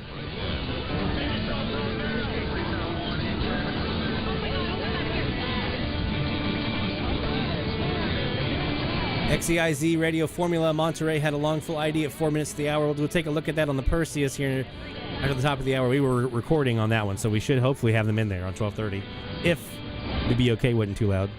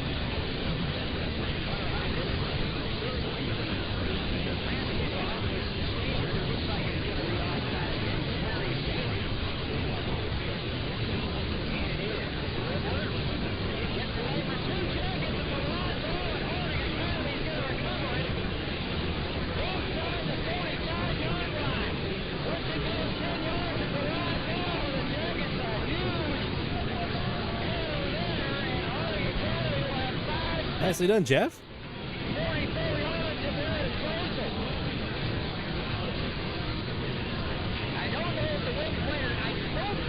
Really a good catch.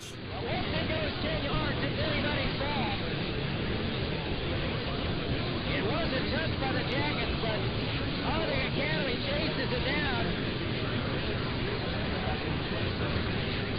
5 seconds left, and we're still in this offense. They've got 4 to the far side, to the left, 1 to the right. And whistle and timeout called by Harding again. No, we've got Devon Chuck, the headlines, that pointed the wrong way. It is a win timeout. We will take the quick 30-second break with us. This timeout brought to you by Low Motor Company. Together, let's drive. 5 seconds left in the half. Harding Academy 20, win 11. Comes your way every Friday night. Our great sponsor, Representative Steve Hollowell. Representative Hollowell proudly supports high school athletic programs in his district. Like the Yellow Jacket Sports, he helps hosted and women's high school sport as all young men and women. Steve Hollowell represents constituents in District 37, which includes Cross, Poinsett, and St. Francis counties. State Representative Steve Hollowell proudly supports Win Yellow Jacket Sports. 5 seconds left in the half. Harding Academy recovering the onside kick and the 44 win. I'm going to say this is probably KAOK. Time out of the half. Like Charles. Clay County calling a second time out of the half with 5 seconds left. 4 to the left. And the pass is tipped, and the pass is caught at the 41. Timeout called by Harding Academy. There's a late flag from the far side. Not sure what that's about.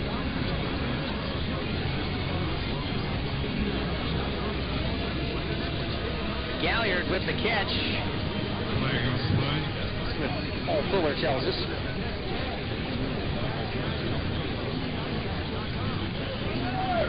Personal foul, late hit against the Yellow Jackets after the catch. So a 4-yard catch, 134 on 10 carries for, or 10 catches for the Galliard.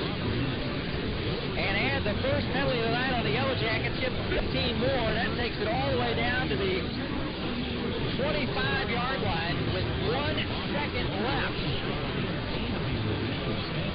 First infraction of the night on Wynn, and they're going to try a field goal here. A 41-yard attempt from the far hash mark.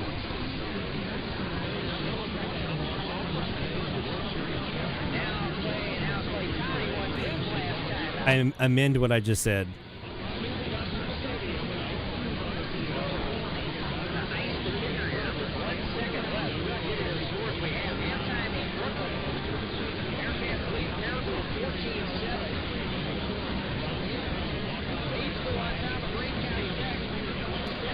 Oh, I know who this is. And this is a new one. This is a new station.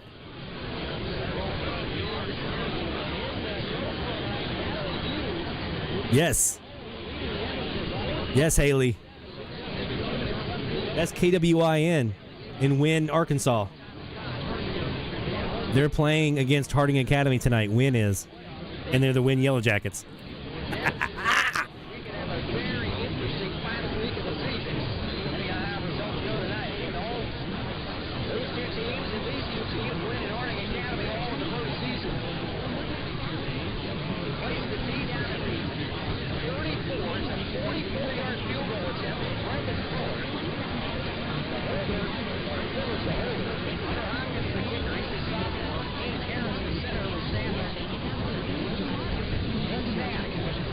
Yep, that's them.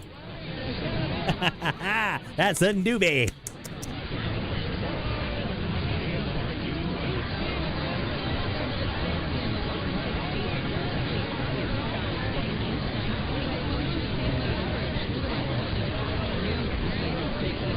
And I think I just heard an ID for KFRU in Columbia, Missouri, too.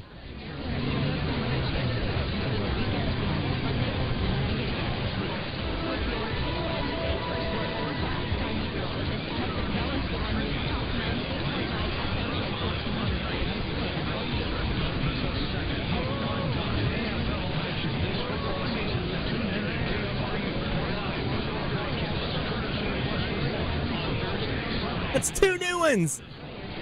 Yeah!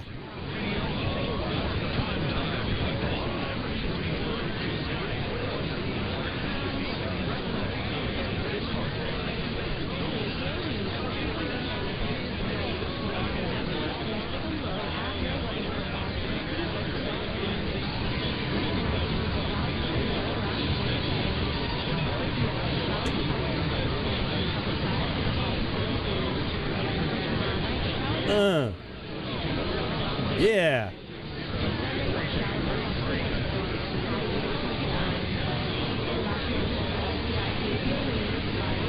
What time is it?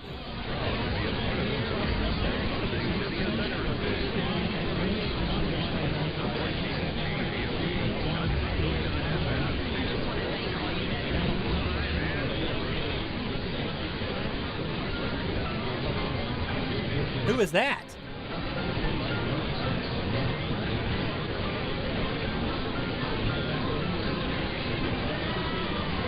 It's playing Annie Lennox.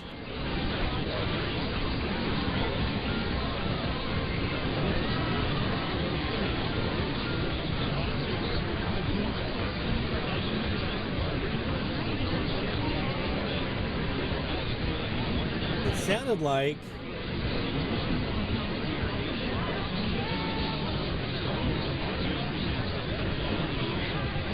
something ending in G.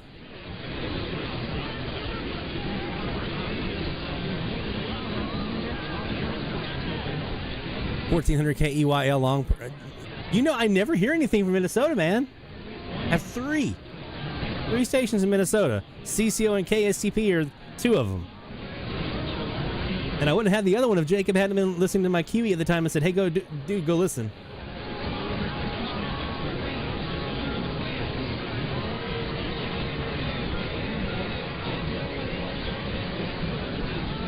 I would love to get some Minnesota Graveyard, man. That would be sweet. I want to say, though... No, okay, never mind. I didn't know if... I couldn't remember if I had Missouri on Graveyard. I do. I thought that might have been a new state, but it's not. It does put me at 95, though. I'm 5 away from my goal of 100.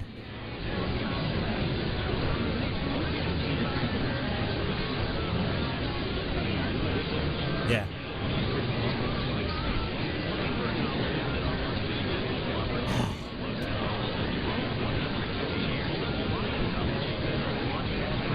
The third Minnesota is...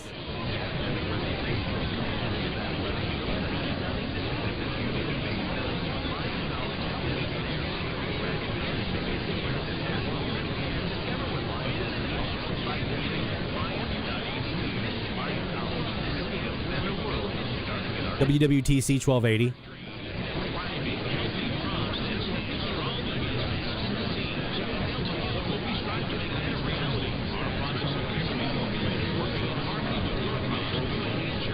We're going to let this run. I'm going to go ahead and turn off the top of the hour. We're letting this run while we're hot. I'm going to ride this slot machine till it stops paying out.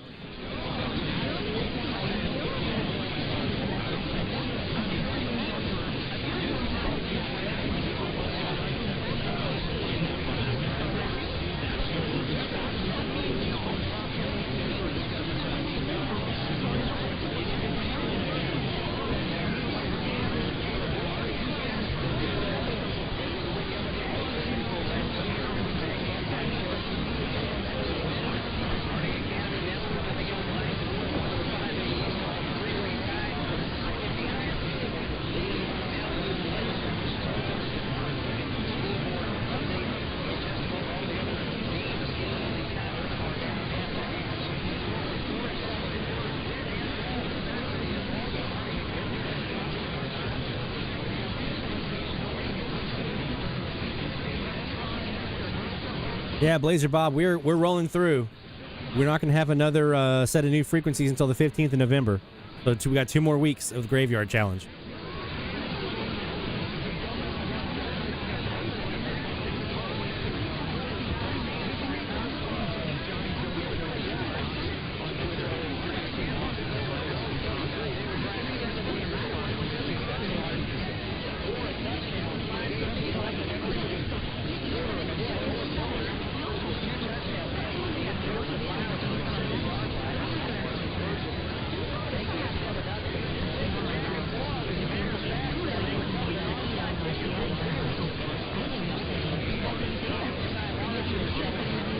Okay, I think we've squeezed this limit out here at this point. Let me do one thing really quick, though. I do want to take a look at the Perseus.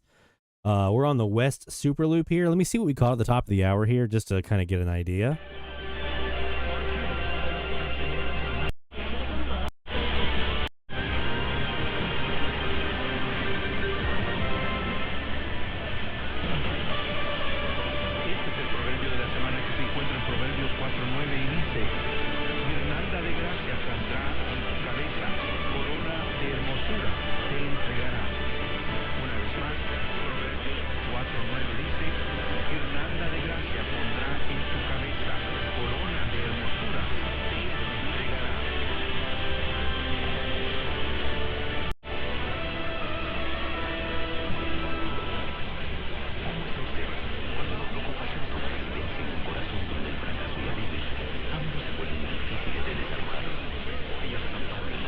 I'm pretty sure that's KHCB in Galveston, if I remember correctly.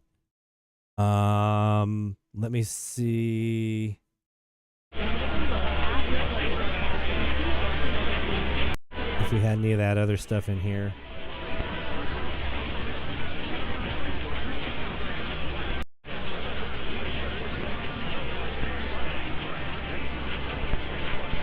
Yeah, no, the West Superloop wasn't picking up Missouri and Arkansas there. Interesting. That north-ish KAZ was definitely getting them, and I'm sure they were there. I think I remember hearing the football of the Arkansas station on the 15-degree Superloop as well. at the very minimum. So we definitely had those on the Shortwave Central one, though. That 330 degree KAZ was cooking. I'm going to bypass the break for this a little bit here. I do want to just jump into a couple of things that were on the agenda. We took a little extra long DX break, which is good because we were getting stuff, and I think it's just fun to do. Let's go ahead and do our first round of shout-outs real quick, and then we're going to talk about some TEF 6686 stuff and do a little FMDX as well, and then we'll do our break a little bit later on in the hour here. Okay. Let's do our first round, though. Look at the Horn of Victory all tuned up, and Hear the call for every single big or small, from AM to FM, from C to C. We celebrate the ones who slag the IT. Shout out loud, let it be known, you're never DXing all alone. Through the static we found our way. Shout outs making waves today.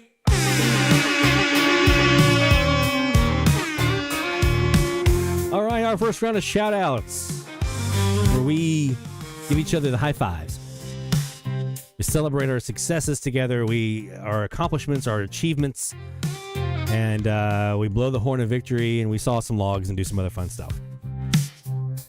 If you have shout outs you want to get in, things you've heard this week, new stations, new countries, new states, all the usual stuff, you can get yours in by going to the forum at dxchallenges.com/shoutout and get those in, and then we'll read them here on the air, and we'll celebrate together. You'll see it in the chat. Everybody high-fiving each other and stuff. It's fun. Let's start with Jerry Hall in New York, our first shout-out for the night. Heard a new U.S. state. WJOY 1230 in Burlington, Vermont, with now nostalgic oldies. So there you go, Jerry, with the new state. My friend, we're going to get you them fireworks.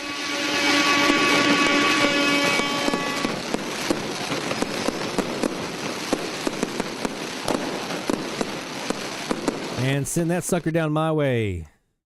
Love to have that. Actually, any Vermont would be nice. All right, well done, Jerry. Our friend Barry Bankston. I guess I do have one for this. Logged his 1,700th station, 1,700 stations logged in his AM logbook. 4 years. He did it in 4 years. 4 years. That's basically a little over 400 logs a year. Dang. Said, could not have achieved this without participating in the medium wave challenges. Oh, my friend, thank you for that.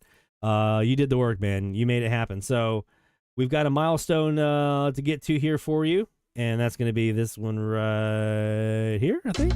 Nope, that's the year. Where is the milestone? I think it's this one here. Yeah, that's the milestone. Well done, my friend.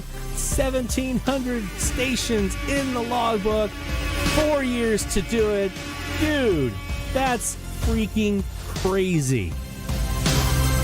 I'm at 974 in 3 years here in Mandeville.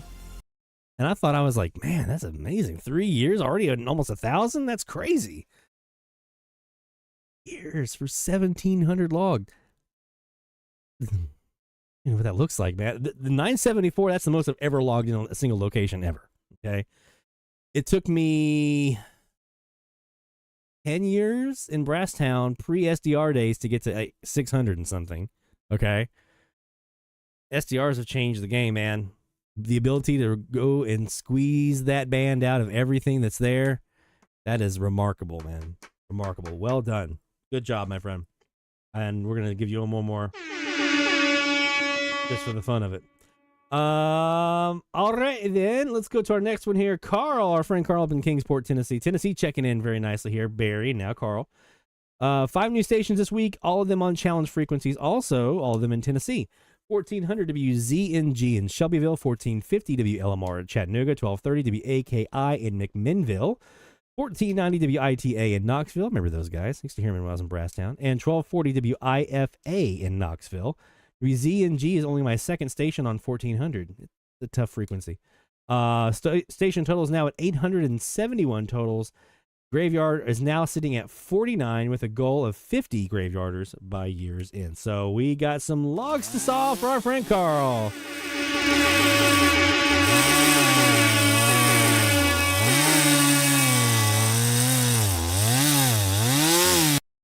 Well done, my friend.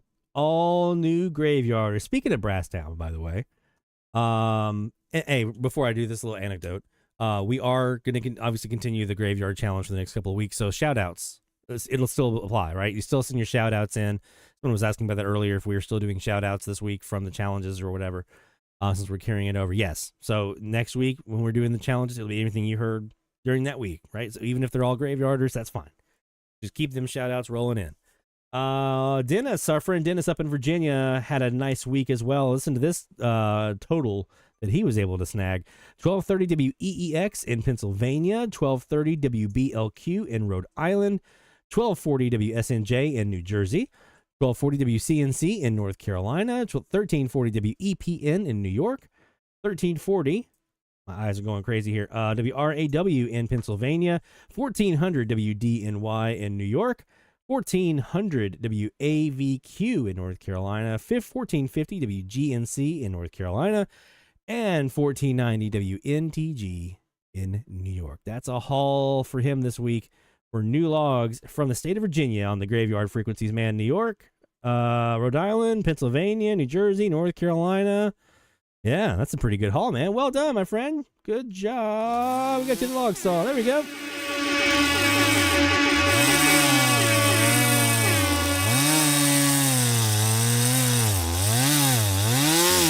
All right, there is our first round of shout-outs. So if you have heard some stuff this week or got some new gear even, I got some stuff I'm going to be doing here in a minute with that. Get your shout-outs in, dxchallenges.com/shoutout. All right, we're going to put this over here on the side, wait for some more to come in. Speaking of new gear, though, you guys heard me talk last week. We did a whole segment about the TEF 6686 receiver. It's a really a dynamite FM receiver. I'm kind of about it on the AM side, but it's a dynamite FM receiver. And when I say on the AM side, I mean of the ones that I've tried out, which admittedly have not been using a external antenna, so that might be part of it. So I do know that folks that use the DX, the 286, the Quozen DX 286 that has the same chip in it on AM, they say it works really, really well. So I'm probably unfairly judging the AM capabilities of this radio. But on the FM side, it's a freaking beast. And so I have two. I have my portable version here behind me, and I have another one. It's a desktop version that it's over here on my SDR shelf. And recently, our friend Les Rayburn, N1LF in Alabama, had been working with Russ over at Rabbit Ears, and they worked with the guy who does the firmware updates for the TEF radios that we're all using now. They worked together to make it possible so that with just the radio itself, you can connect to your local Wi-Fi using the radio and therefore not have a need for a separate computer, and you can do RDS auto logging for your FM band via just the radio. No computer, no SDR tie-up. You just connect an antenna to the radio. You just do a couple settings, a little configuration work. It's super easy. And then boom, it's scanning your FM band and it's logging. And I've been using my Airspy HF Plus Discoveries for auto logging here now for a little over a year. And it's been working really, really well. Really, really well. But I think I might have myself a new autolog go-to. So let's actually take a look really quick. Now that we're about a week in of using this setup, let's take a look really quick. Now, I don't unfortunately have a big DX event here to kind of use as a comparison point. We're kind of quiet right now. We had a little bit yesterday morning. We had a little bit of Tropo coming in. But really, it's not been all that great here, DX-wise now for the past 24 hours or so. No Tropo, really. It's just kind of been eh. But I do want to take a second here to compare our auto-logging antenna setups that we have here and our different SDR or radios that we're using for auto-logging and how they're doing. So the first one you see here on screen, this is an Airspy HF Plus Discovery, and it's plugged into an omnidirectional Winegard HD 6010, and that sucker is sitting at 62 feet up into a tree. I've got it hoisted up in a tree with a rope, and it's kind of sitting up there dangling, and it does a great job. That is what 62 feet of omnidirectional antenna is seeing with the Airspy. Okay, so that's kind of a normal band here in the Mandeville area, right? That's kind of our normal. Maybe a little bit of Tropo scatter up in here for some of this stuff up in this area and over in here, but pretty much that's what we normally get, right? That's the normal FM look. This next one here, this is a Airspy HF Plus Discovery, but this one is running through a dipole sitting at 21 feet. Okay. So I'm not seeing that stuff over here in Lafayette. So 40 feet in difference. Now I'm not seeing Lafayette over here. I'm not seeing as much over here into Florida. Definitely not seeing this northern component, and even some of the stuff around here looks a little thinner. So let me just back and forth. You can see a little bit more thin on that 21 footer compared to the 62 footer, as you would expect. Both of those are the same SDRs. They're both Airspy HF Plus Discoveries, but the 21 foot's just not seeing as much as the 62 footer. So let's take a look at our TEF. So this is the TEF 6686, and it is running this exact same 21 foot dipole antenna that we just saw on the Airspy. What do you notice? Well, for one thing, it's picked up here to the north, and this came in at 6:31 this evening, so a little bit about 2 hours ago. This came in here on the TEF 6686, and it's the only one that saw it. It's got all the other stuff that the other ones are seeing, and it's even getting the stuff over here into Lafayette that the 21-foot Airspy was not seeing. You can see it's not seeing over here in Lafayette. The 62-footer was to an extent, but even this one is seeing even more over here towards Lafayette than even the 62-footer was seeing. So what does this mean? This means this. Now, I've set this up so they're equal. They're all sitting at about 10 seconds for the wait time on each frequency. So it sits on the frequency for 10 seconds and then moves on to the next one. It keeps on going. The difference here, why these aren't in black and why they're in dark gray or whatever, is that this TEF 6686, it does not upload to rabbit ears until the scan cycle is complete. Once it gets to 107.9, it pauses for a second, uploads everything to rabbit ears, and then goes back and repeats the cycle. So every however long it takes to go through, it's about 10 seconds times 100, right? That's how long that scan cycle will run, and that's when you'll see it update, when it does that, when it gets up to 107.9 and then restarts. Right now, it's at 99.9, so it'll be a little bit of time before we'll see these back in full black like we do on the other two. But, I mean, it's all the same stuff, and this one's, all again, sitting at 10 seconds. They're all three doing the same look, but the TEF is seeing more. It's seeing more than the 21-footer is seeing, and on the Airspy, because they're both 21-foot dipoles running the same antenna through both of those receivers. So it's seeing more than the Airspy is seeing, and it's seeing almost as much as the Airspy 62-foot antenna combo is seeing. Oh, your boy made an order this week for a new TEF 6686 desktop radio that's going to be set up the exact same way, and I'm going to plug it into this exact same antenna, and we're going to compare. And I'm just going to see, how does the desktop TEF 6686 compare to the Airspy on the best possible antenna that I can get in the air at 62 feet for omnidirectional capabilities? My guess is it's going to see more. It's super sensitive, and it's super fast too. So right now I'm doing 10-second burn times. That's what I call it, burn times. I'm doing 10-second burn times on each frequency. I'm probably going to back that off down to like 5, more than likely, because I think I can get away with it with this thing. It's super fast. I don't think I need to sit for 10 seconds, but we're starting at as a starting point. So all this is to say, if you are interested in FMDX and you want to know what your local band looks like, or you're already FMDXing and you want to add an autologger to your station, but you don't want to tie up an SDR, you don't want to tie up a computer, things like that, you don't have to. It's $70 out the door, shipped from AliExpress to your house for one of these TEF 6686 desktop radios. And that I would go with the desktop simply because A, it has the power supply and everything, and B, well, it doesn't have a power supply. It's the it's a USB cable. It comes with it, but the more importantly is it's super easy to update. You have that USB cable plugged into a computer.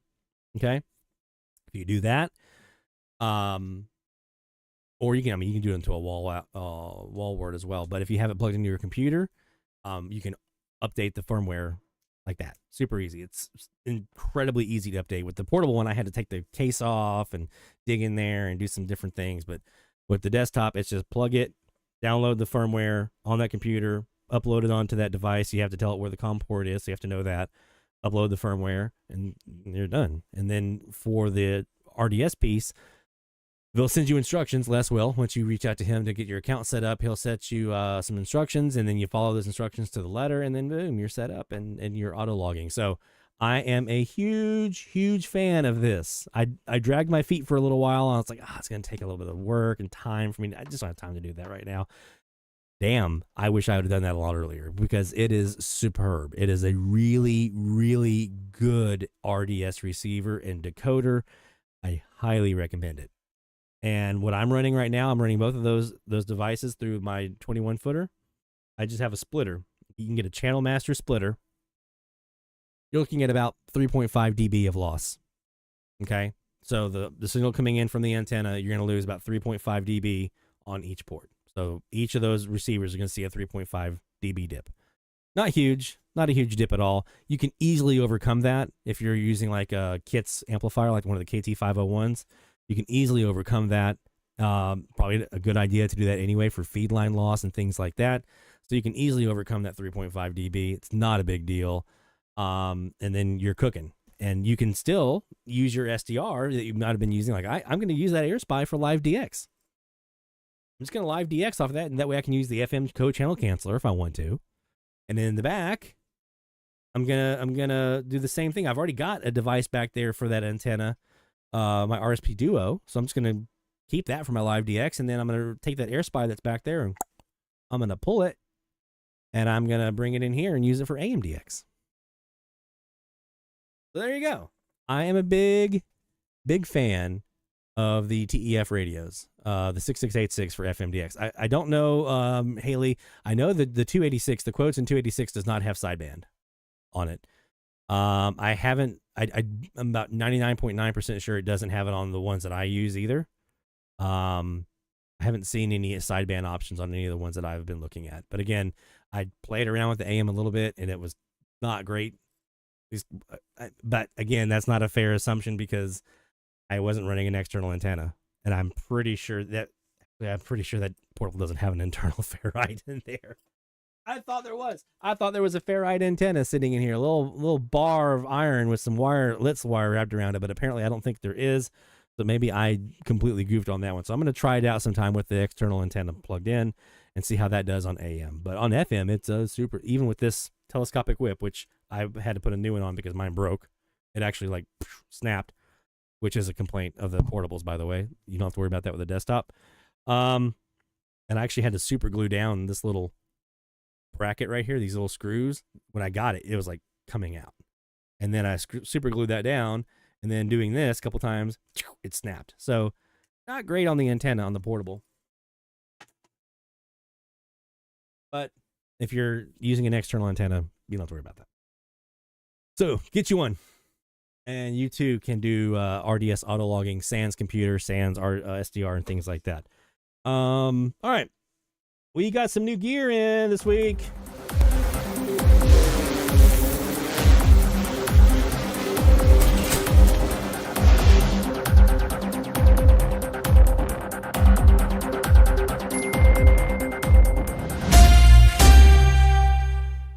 All right, so you guys know I've been working on a project. I'm winding my own transformers. It hasn't been going super great yet, mostly because of my inexperience in that regard, and my lack of knowledge on how to do it properly, and also because I didn't have some of the right tools I needed to do some of the work. So I got some upgrades on some of my capabilities and being able to wind these transformers. I got some thicker magnet wire. I went from 30 to 28 gauge. Just a little bit thicker, so I can have a little bit easier time to solder with. And thanks to Jeff Emmel and some other folks in the Slack channel this week for some advice on what to do with the enamel coating on the magnet wire. I got some emery cloth, and I'm gonna use that to sand off the enamel coating so that I can do what I need to do. So now this weekend I'm gonna redo the job, and I'm gonna get these suckers wound up and rolled, and start using some 16-to-1 transformers of my own creation on my SuperLoops and KAZs and things like that, and see if I can do that without having to worry about attenuating because that's got too much gain. That's been a problem that I've had. Is there's 23 dB of gain in these FLG100LNs, and I don't need that much because I've got some pretty strong signals in the area. So I'm hopeful that not having that will allow me to have a little bit better signal to noise ratio and things like that, because I'm not having to attenuate either at all or as much. Okay.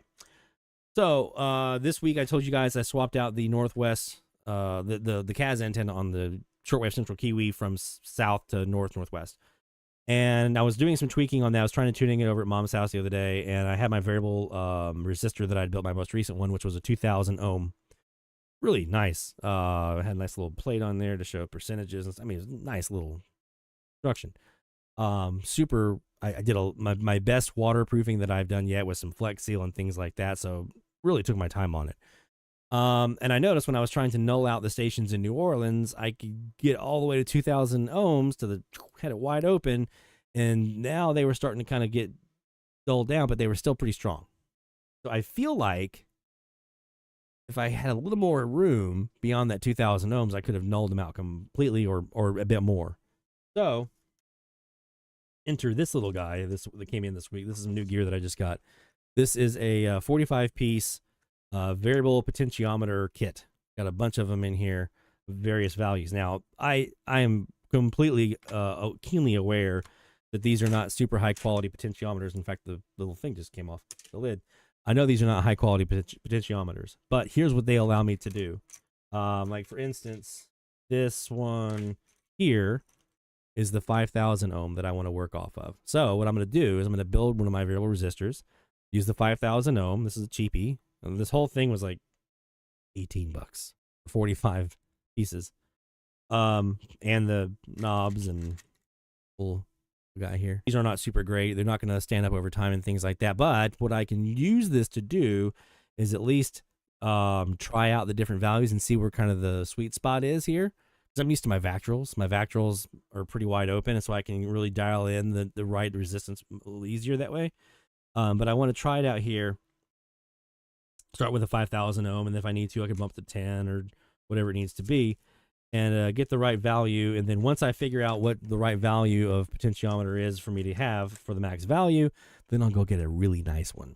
I'll make my, this is the one that's going to stay up all the time and things like that. So I'm going to make a couple of testers, and then I'm going to use those testers to determine which ones I want to make long term and invest in a nice potentiometer. So that's what that is, and that's what this project this weekend is going to be partly doing. And let's see if I can get this. Nope, not really. That's what I'll be doing this weekend, is building some resistors, some variable resistors for my SuperLoops and whatnot. And I'll also be winding some new transformers. You guys heard me mention the antenna switch I have ordered for our Kiwi SDRs.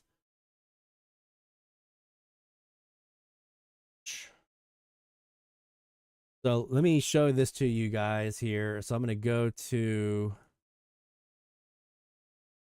the Kiwi website. So here's the this is the Kiwi website talking about their third-party extension, because there is a extension that you can run if you have a Kiwi, so you can have an antenna switch. So you as a user logged into my Kiwi, if I have this antenna switch available, you can switch between whatever antennas I have plugged into it. So, for instance, here is the MS-S7 web antenna switch. Here's a whole bunch that it is, who is it? It's from Bulgaria. I forget his name. LZ2RR. That was it. LZ2RR has made these remote switches and things like that. So this is the one I just ordered here. It's a 5 position, and it's got SMA connections in the back. Okay, and then you have one that goes right to the radio.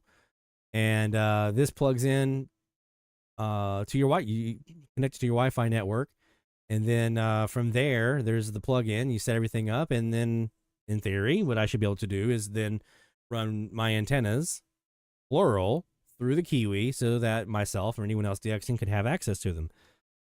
And one of my chief complaints that I've had here at DX Central with my Kiwi, I love my Kiwis. You see me live DXing from them all the time now. But one of my chief complaints was, okay, I put my 15-degree SuperLoop on the Kiwi because I wanted to put that up there for folks to DX off of and have something a little bit different. But now I can't record it off of that antenna for like sunrise, sunset on my Perseus. All right. Enter this guy. I forgot I had this. This is a 50 ohm combiner splitter from DX Engineering. And I was using this originally for my W6LVP loops, but that's about to change. And so I just ordered a second one of these. And what I'm going to basically do is both of my super loops, so the front yard east-west and the backyard north-south, the antenna comes in here into the top port in this BNC, and then I have 2 BNC connections going out to my receivers. And again, it's about 3 dB of loss, but I can overcome that pretty easily. But this goes out to the receivers, and so I can send one to my Kiwi, now into this antenna switch. I can send the other to my Perseus, and I can run that same antenna through both. And so I've got, like I said, another one of these coming in, and eventually I'll probably get a third one for if I put that bog up, which I'm seriously considering doing, putting up a 100-foot bog here at the North Shore Studios. We are going to probably put a bog up over at Shortwave Central as well. We're not going to need these over there. It's a little bit different setup for Shortwave Central.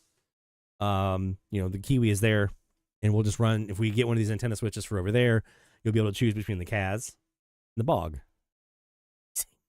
Amazing. So this kind of goes back into the article that I just wrote for Spectrum Monitor for this month on shack design. So as you're kind of thinking about with your SDRs and things like that, like I am going to incorporate, I have these network SDRs like the Kiwi, or if I want to get a second one like the SDR Play one, something like that. You have these network SDRs. Well, that's great, but if they're now connected and you're using your antenna in those, it's really nice to have some way to be able to still send that to like my regular recordable SDRs where I can do the entire broadband recording all at once and be able to review it on my leisure. DX Engineering, this is the DXE SC-50. This is the 50 ohm. They have a 75 ohm that has F connectors. So if you have like RG6 quad shield or something like that from like a loop or something. But this is the 50 ohm version that's got B and C connections. DXE SC, that stands for splitter combiner. You can also use these, by the way, if you have more than one, let's say 2 beverages. Jeff, you have a couple of beverages and you want to run those in phase. And so you bring the 2 antennas coming in, and then you want to send it to one SDR. This does the combining for you. So you can run them in phase, and there you go. So let's say you're running 2 parallel beverages or 2 parallel bogs or DKAZs or KAZs or whatever it needs to be. You put them both in. It does the phasing and everything correctly for you. And then this comes out the other side, goes to your radio, and now you've got the power of 2 bogs, beverages, DKAZs, KAZs, whatever, narrower beam width. Right? So it's more of a laser beam. There you go. So that's some new gear. So we'll be working on that. I'm also going to be working this weekend on putting up not a new antenna, an old antenna in a new way. We have a 3-element 6-meter beam. Today there were folks on 6 meters here in Louisiana that were working up into Alaska on 6 meters, and I couldn't hear them. And on my little 2-element buddy pole Yagi that was like 8 feet off the ground, 9 feet off the ground, whatever it is. So it's time. I'm going to I have a 28-foot push-up pole, telescopic easy up mast that I'm going to push up. I've got a 3-element 6-meter beam that's just the beam by itself, no rotor or anything. I'm going to hand jam that for now. And yeah, we're going to put that sucker up. I got a bracket that'll be here tomorrow. I had to order one of those right angle brackets that lets you bracket on the pole, on the mast, on the push-up pole, and bracket on the mast of the antenna. So that'll be here tomorrow, and once that gets in, I'm going to put that sucker up, and we're going to be running 6-meter, hopefully, into Alaska if this F2 skip holds up. There you go. All right, let's do some DX. Yeah, Jeff. Yeah, man. If you've got a couple that you're running like parallel like that, I know that's what Tim does. I don't know if he uses that particular combiner, but he runs 2 parallel DKAZs in phase and gets that real narrow beam width, and that's what helps him get stuff down in the South Pacific and whatnot and stuff like that. So that could be helpful. All right, let's take a quick look at some FMDX. Now, this FMDX session is brought to you by the Spectrum Monitor, the SpectrumMonitor.com website for information about how you can get subscription to the Spectrum Monitor. Single issues, the one that's out right now, November issue. You see North Shore Studios on the cover. It's there. I forgot to mention that to you guys until just now. North Shore Studios made the cover this week or this month of the Spectrum Monitor. So There you go. There it is. Transforming your Radio Shack. There's North Shore Studios. I'm sitting right in front of it right now. Made the cover of this month's Spectrum Monitor. So definitely go to thespectrummonitor.com and you can read all about how I designed this shack and how I put it together and the things that I used and how I hit all my SDRs and all that kind of stuff. All right, we're talking FMDX. You guys know we've been doing some meteor scatter looks. So let's go ahead. We've got this file pulled up from last week that we didn't get a chance to review. This is the early morning and the top of the band here is what we're going to be looking at. So let me go ahead and stop my live. And we're going to go ahead and start my playback. We've got it muted for now, but we're going to be looking for RDS to pop up when we see some spots we want to look at. So let's just go. I've done a couple of spot checks on this. I didn't see a whole lot of potential meteor scatter in here, but we're going to just do a quick glance and see how it goes. So let's do that now. All right. So again, we're looking for meteor scatter, and right off the bat, we see one. Boom. Look at that. All right, let's take a look and see what this was. This is, I'm guessing this is 104.3, what it looks like. Yeah. 104.3. Let's see if we have anything here.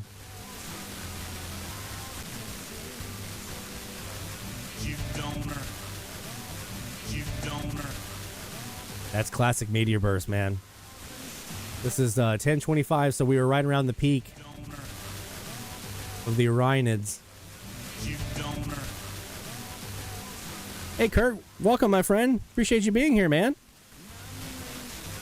Love seeing you in the chat.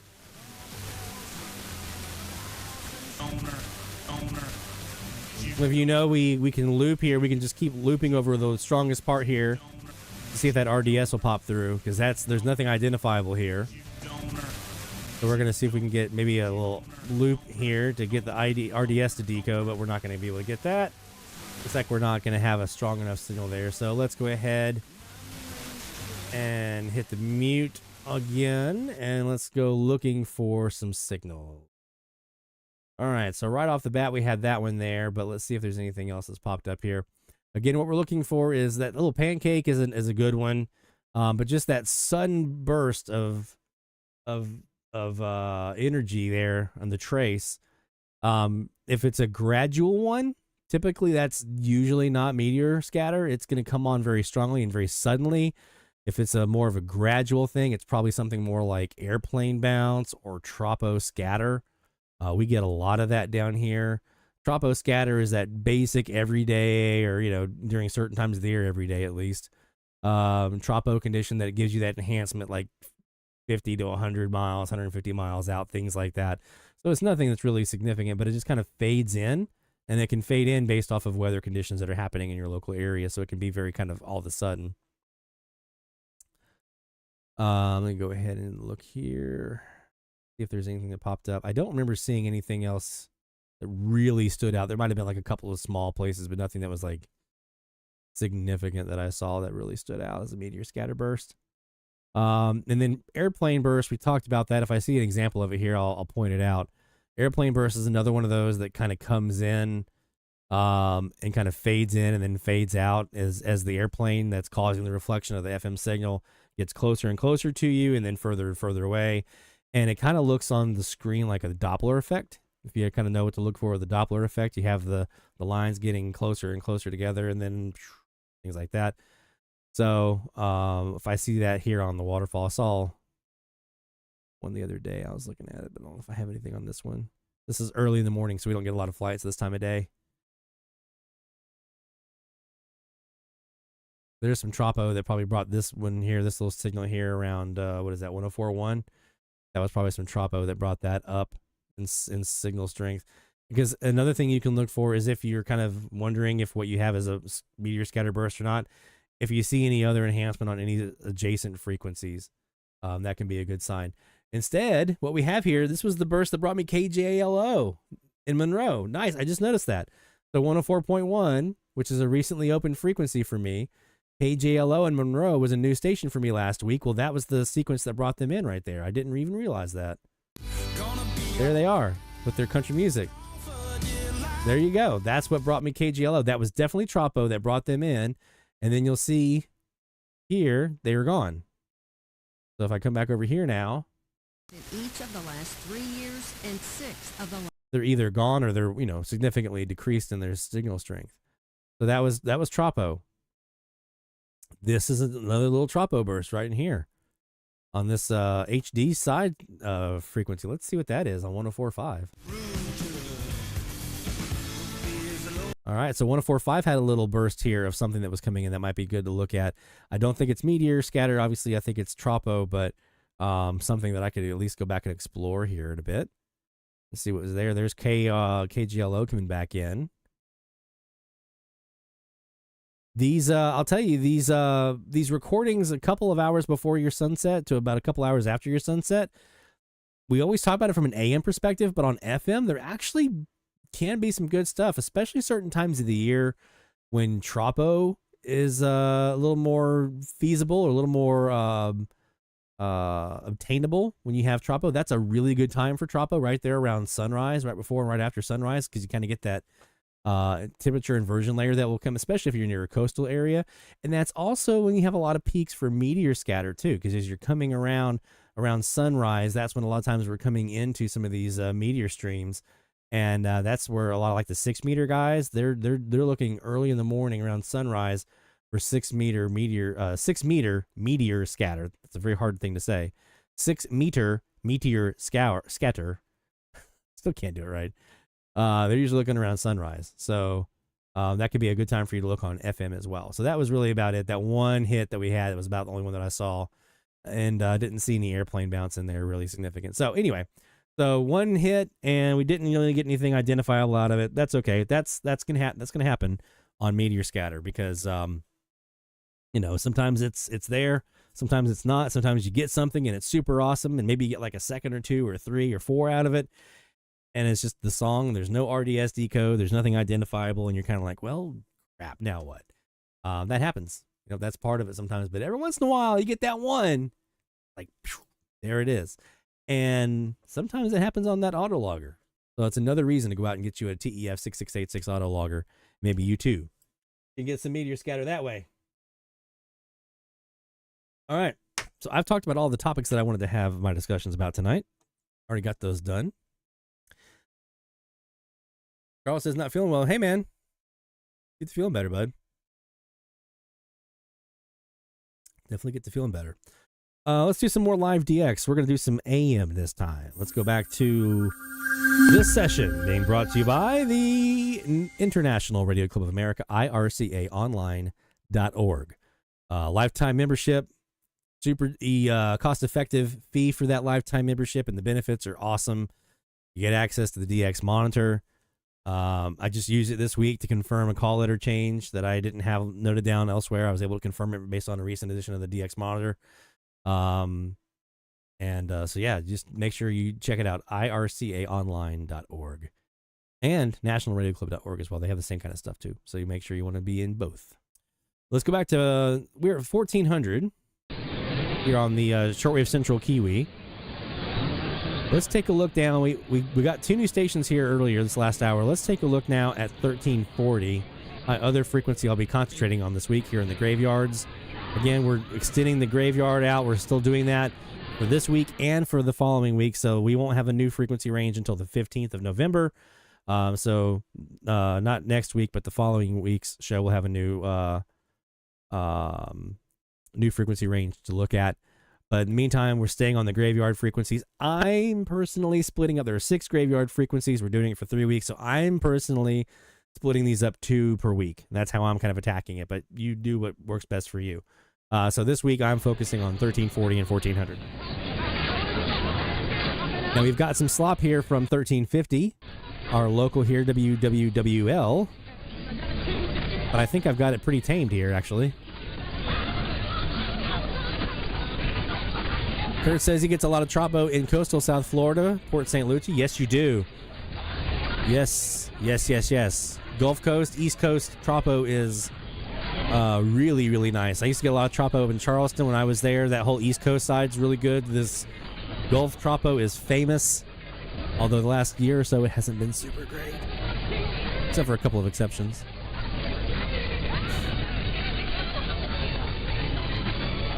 There's Alan in there. Hey, Alan. Welcome, welcome. 73 Master Player. Take care, my friend. Haley says KJLO is a blowtorch. Yeah. I would imagine a pest in the area for Arkansas. I would not doubt that at all.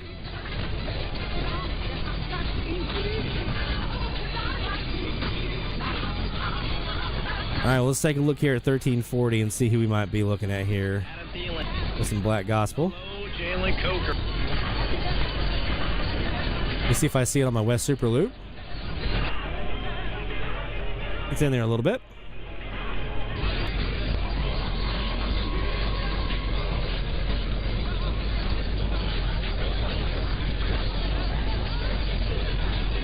Don't forget you can still get your shout-outs in dxchallenges.com/shoutout. And I will be putting up the link for the scavenger hunt here in a bit. We have the new DX Central scavenger hunt round 1 starting now. I'll be putting that link up here in a few moments as well.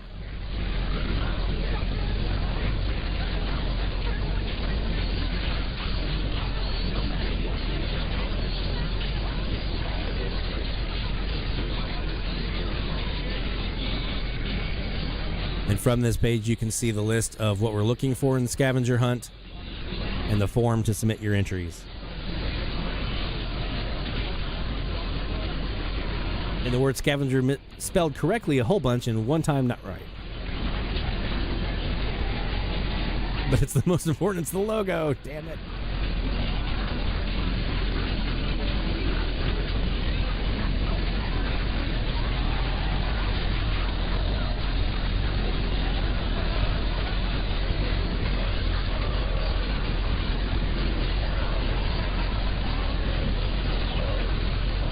I'm also seeing on the Perseus an offset down here at 1339.96.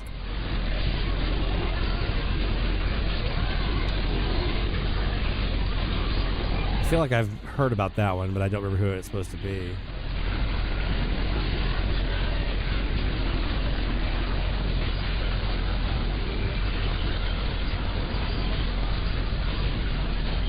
So I'm going to take a look at our submitted logs.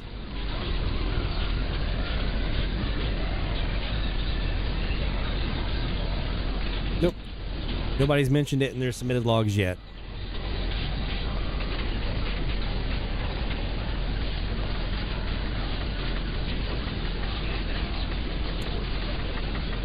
Is 1500 KSTP doing a University of St. Thomas game a locally produced program? I mean, if they're carrying a network feed, like, you know, if it was WWL carrying the Baton Rouge, you know, LSU radio network, no. But if it was WWL doing the pregame show at the Silver Slipper Casino, yeah.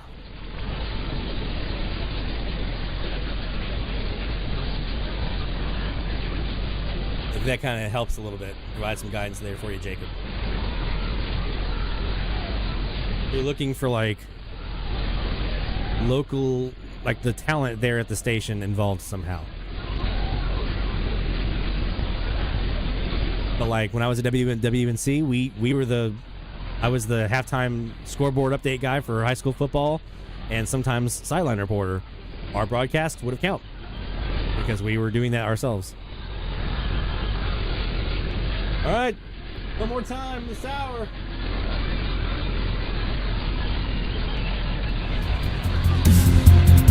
DX Central Live Top of the Hour Alert.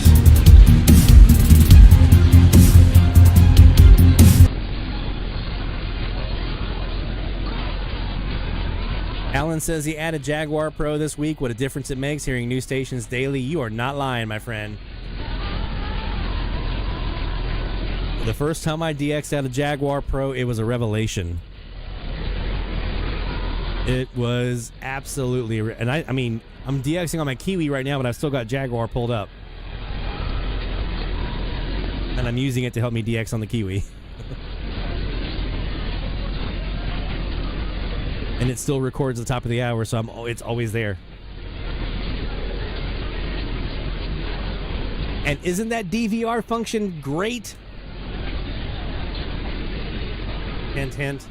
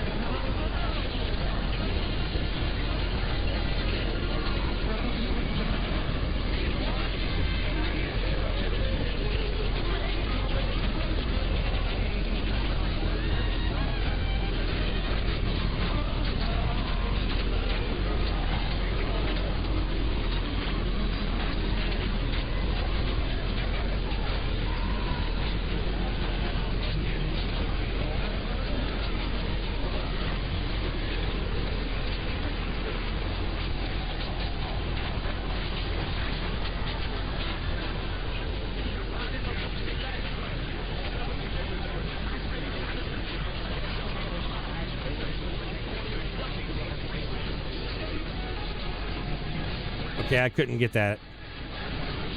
What did they say?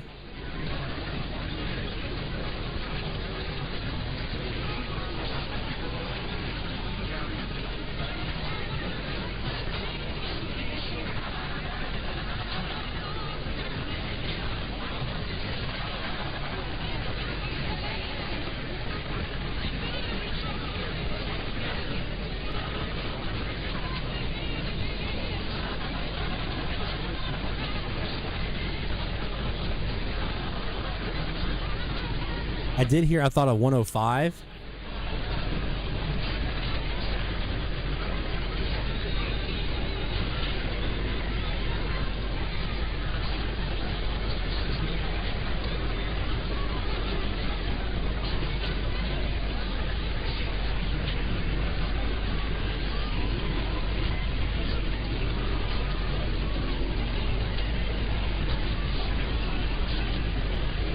But I may be wrong on that.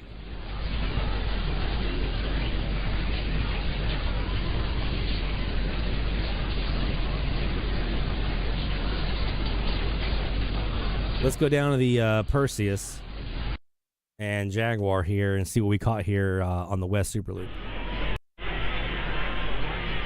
Since I know that station was in there as well.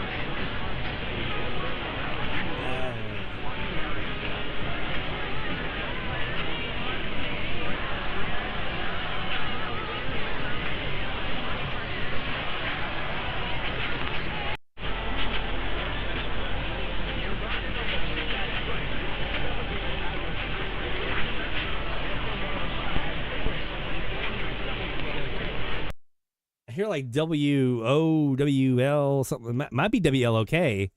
Now that I kind of think about it, up here in Memphis. Let me go back down and see what their format is. I don't remember off the top of my head. I think Barry, you've heard them this week, if I remember right. Black Gospel. That's got to be them. 104.9, and I thought I heard a 105. That's got to be who that is WLOK. Let me listen to it one more time.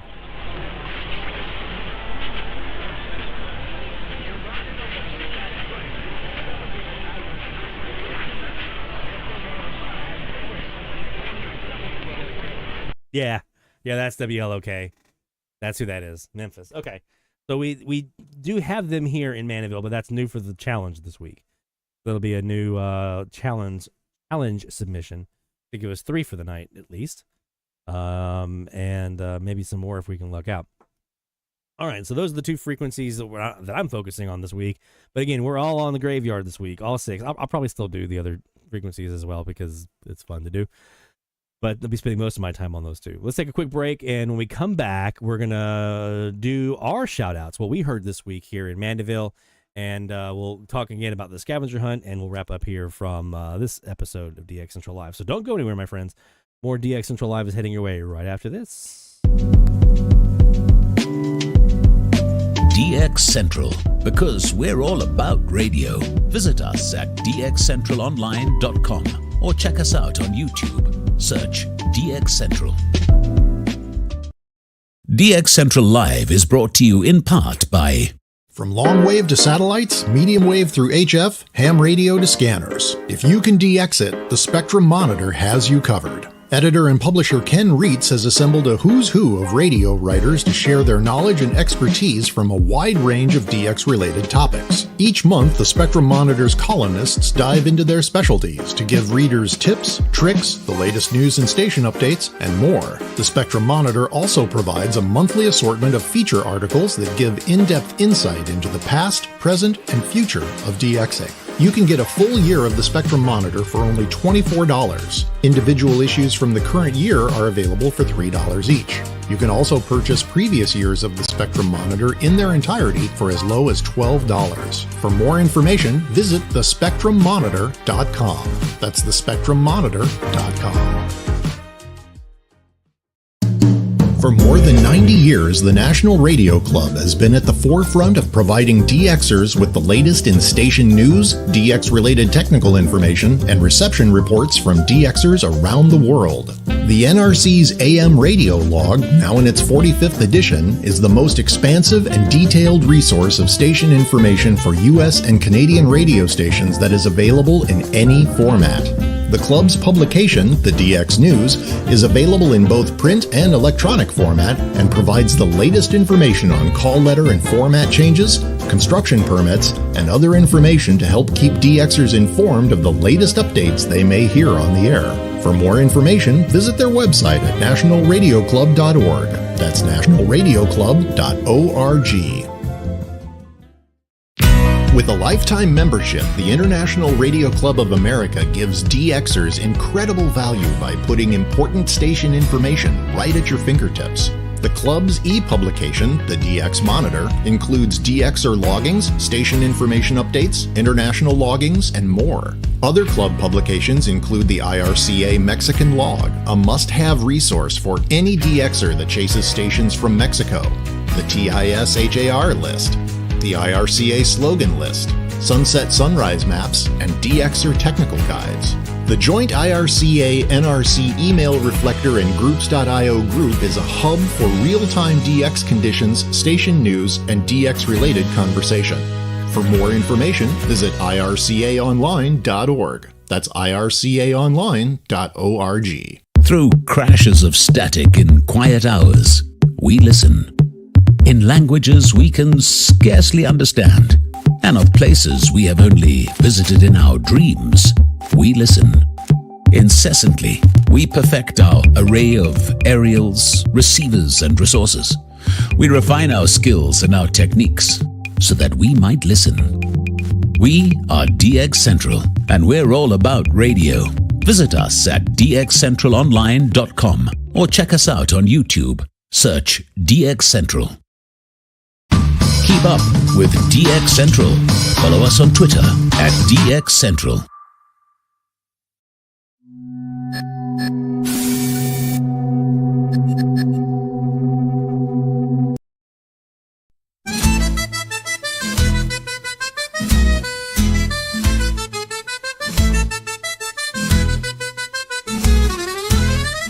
La casa del rancho con su antena al cielo, un deseo de radio bajo el firmamento, buscando señales más allá del suelo, de un nuevo estado buscando el acento. Con su radio en mano y su alma paciente, escuchando el susurro del viento corriente, latidos lejanos en ondas fervientes, un viaje distante en la noche silente. Desde lejos una voz se alzó, desde otro estado un mensaje llegó. Bajo la luna su radio grabó el eco de un sueño que aquí cumplió. En el aire nocturno se oyen los cuentos. From the DX Central North Shore Studios, this is DXC Live. Now here's your host, Lloyd Van Horn. It's DX Central Live from the North Shore Studios here in Mandeville, Louisiana. We bring you live DX conversation, chat, tips, tricks, shout-outs, lots of fun. Every Friday night here at 1845 Central Time, which starting next week, as a reminder, will be 0045 UTC time because of the time change. It's coming up Saturday night, Sunday morning. So don't forget to set your clocks if you still have clocks that need to be set. If you're not completely digital, I have several that I have to set to remind myself. So if you are still like myself and have to redo some of those, don't forget about those Saturday night, Sunday morning. And we get an extra hour of sleep. Oh my God, I could use it. I could use it. Just staying up too late, doing stuff like the scavenger hunt. So just as a reminder, we do have the DX Central Live scavenger hunt just starting tonight. And so it's a way for us to do something a little more, a little unique, okay? It's a little bit different than what we typically do here at DX Central with our usual challenges that we do and things like that. This is a option for you to go out and try to find different events on the radio, AM, FM, doesn't matter. So I'm going to drop this link here in the chat. So there's a form there for you to fill out. Now, again, ignore all the tables for now. All the tables at the bottom, towards the bottom of the page and all that kind of stuff with most states and states heard by DXer and that kind of stuff.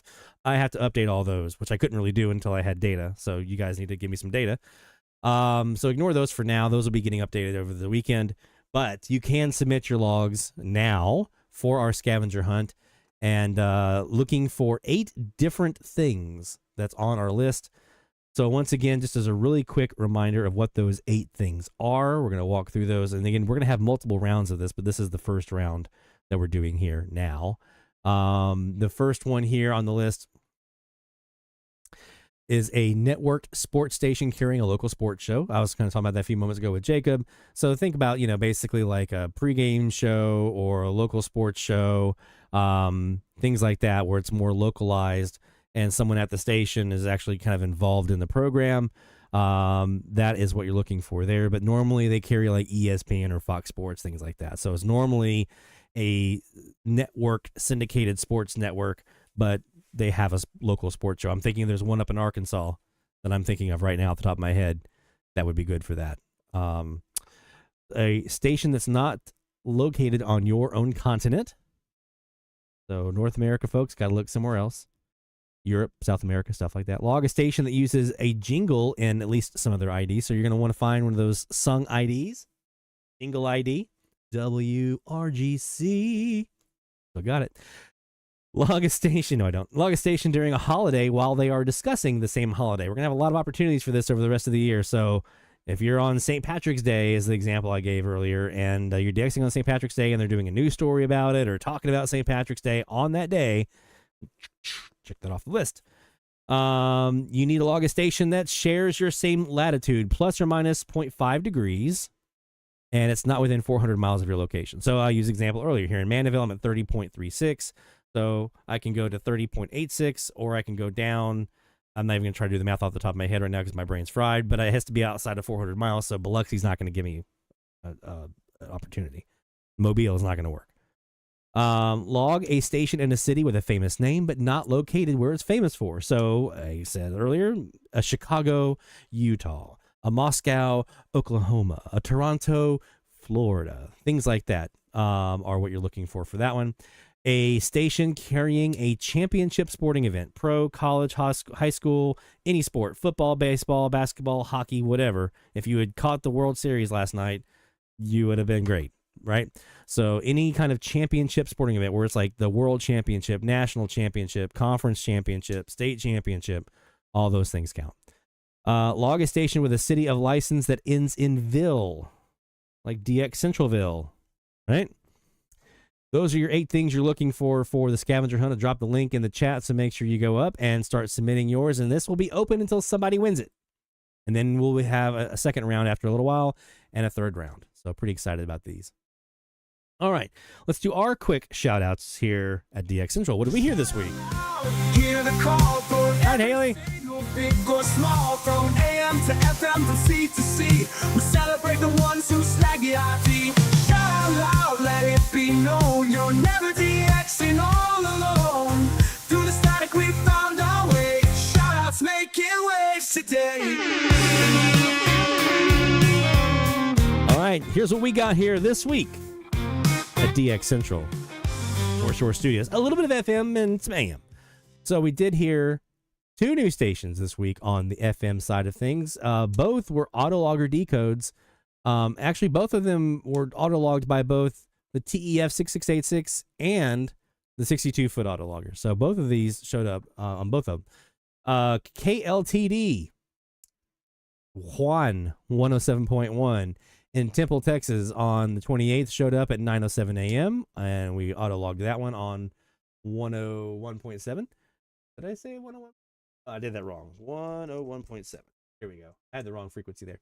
89.9 WMAB. This one came in this yesterday morning. Very excited about this one, and I'll tell you why. WMAB is part of the MPB, Mississippi Public Broadcasting, their Think Radio group of stations. There's 8 of them. I want to say there's 8 of them. And I am missing 3. I've heard 5. I'm missing 3. And this one here is this WMAB, and they're all like WMAU, WMAW, WMAB. This one is in Starkville. It's on 89.9. This is the one I didn't think I was going to get. I was like, there's no way. I mean, I can get all the rest of them, I'm sure, eventually with some Tropo, but there's no way I'm getting Starkville, because in New Orleans, we have probably one of the strongest signals on my dial is 89.9 WWNO. So I thought, there's no way it would take a Tropo event of biblical proportions. And all it took was an autologger. God bless that autologger.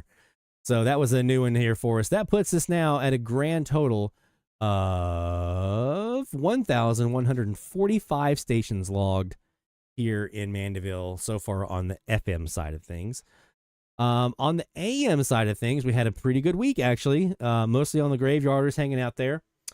In fact, all of our new ones this week were on the Graveyarders. So we start off with WJMC Rice Lake in Wisconsin on 1240. Thank you, Jacob. Jacob hitting up in the Slack. We have the song. It came from the Slack. Well, this is one of those. He let us know that WJMC was running a repeating 1,000 kilohertz tone for a good bit of the night on 1240 on the 27th of October. So if you have a recording from the night of the 27th of October, this was around 23:05 Central Time for me, so about 11:05 Central Time in the evening. But I think it had been happening earlier in the evening. So if you have a recording you haven't looked yet on 1240, you need to go review and see if you have WJMC in their 1,000, their 1 kilohertz repeating tone that was going in there. That was a new one for us, and that was now our all-time most distant graveyarder here at 1,051 miles. And we did compare that up to the stream as well, and everything, it was matching up. So we know that was definitely them. Also on 1240, also thanks to a repeating tone that they had running, and thanks to Jacob in Minnesota for the tip on this one, WSDR, appropriately, in Sterling, Illinois on the 27th, also running a repeating tone. Theirs was 440 hertz, though, so it was a little bit lower, but it definitely stood out. I had really good audio on this one. 792 miles for that catch into Illinois. I think our second or third Illinois station on the Graveyards.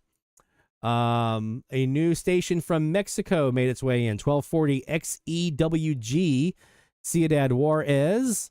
in Mexico. This one is actually, Jacob in Minnesota has heard this one with audio at 1239.48. It was an Auroral night, so that helped him a little bit, but there was a lot of folks that can see this one. So if you have a good SDR that gives you pretty good accurate readout on these offsets, when you zoom in a bit, you're looking at 1239.480. That's right around where these guys are located. They were really good on my West SuperLoop here, pointing pretty much right at them in Juarez. 1239.48. That can give you a new country potentially on the graveyarders if you track that kind of stuff. WSDO in Sanford, Illinois on 1400 kilohertz. That was another Illinois station for us. I heard that one with a woman talking in broken Haitian. Sorry, that's not Illinois. That's Florida. My eyes are getting a little glazed here. 1240 as well. KVSO in Ardmore, Oklahoma on the 29th. And our most recent one was actually this morning at 5 a.m. this morning, 1490 KYZS in Tyler, Texas. Heard the 101.9 Longview in there and heard them mention the call letters and everything. So that brings us to 972. Add on the two new ones we added on tonight. And there was one other in there. We're at 975 stations total heard here in Mandeville. And of those 974 total stations in Mandeville, 95 of those are graveyarders. That's what it was. 95 total graveyard stations. The two that we heard on 1400 puts us at 18 now on that frequency, which is really, really good. 14 total states on graveyards here. And so pretty excited about that. Kind of fleshing out a bit and getting some more graveyarders. 5 away. My goal, which was 5 to get to 100 here for the season, but 974 stations heard. So we're 26 away from the big 1K that I've been chasing after now for almost 3.25 years. So, and yeah, so a good week for us. So let's go ahead and we'll fire off the old log saw.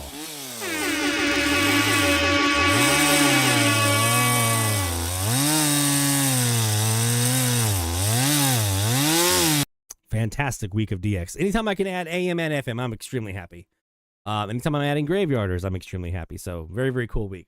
All right, that's going to do it for us for this edition of DX Central Live. We want to thank our sponsors, as always, the International Radio Club of America, IRCAonline.org, the National Radio Club, nationalradioclub.org, the Spectrum Monitor magazine, thespectrummonitor.com, both M's, yes, thespectrummonitor.com, and Teak Publishing, teakpublishing.com. Those are our sponsors, and we thank them for their support here of DX Central Live, helping us to bring this information to you in this fun every week here on DX Central Live. Again, we'll be joining you next week at 0045 UTC. For our U.S. folks, it's the same time as always, 1845 Central Time, 1945 Eastern.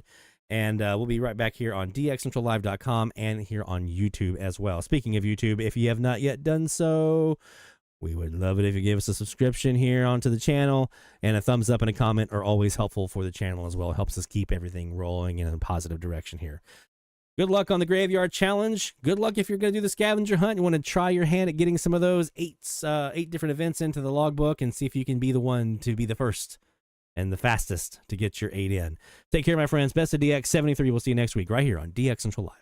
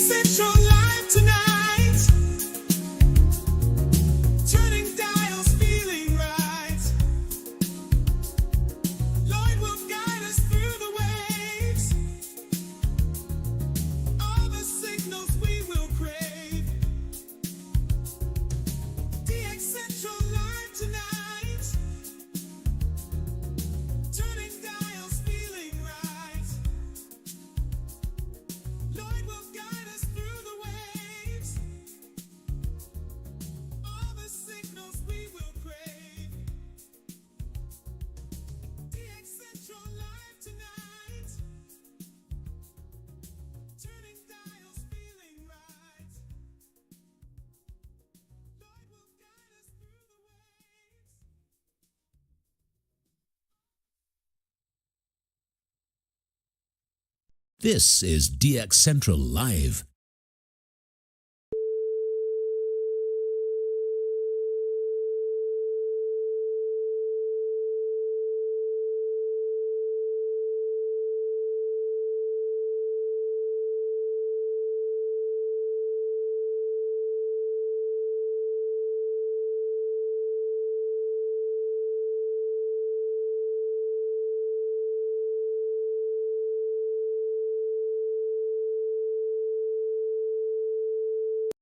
This is DX Central Live.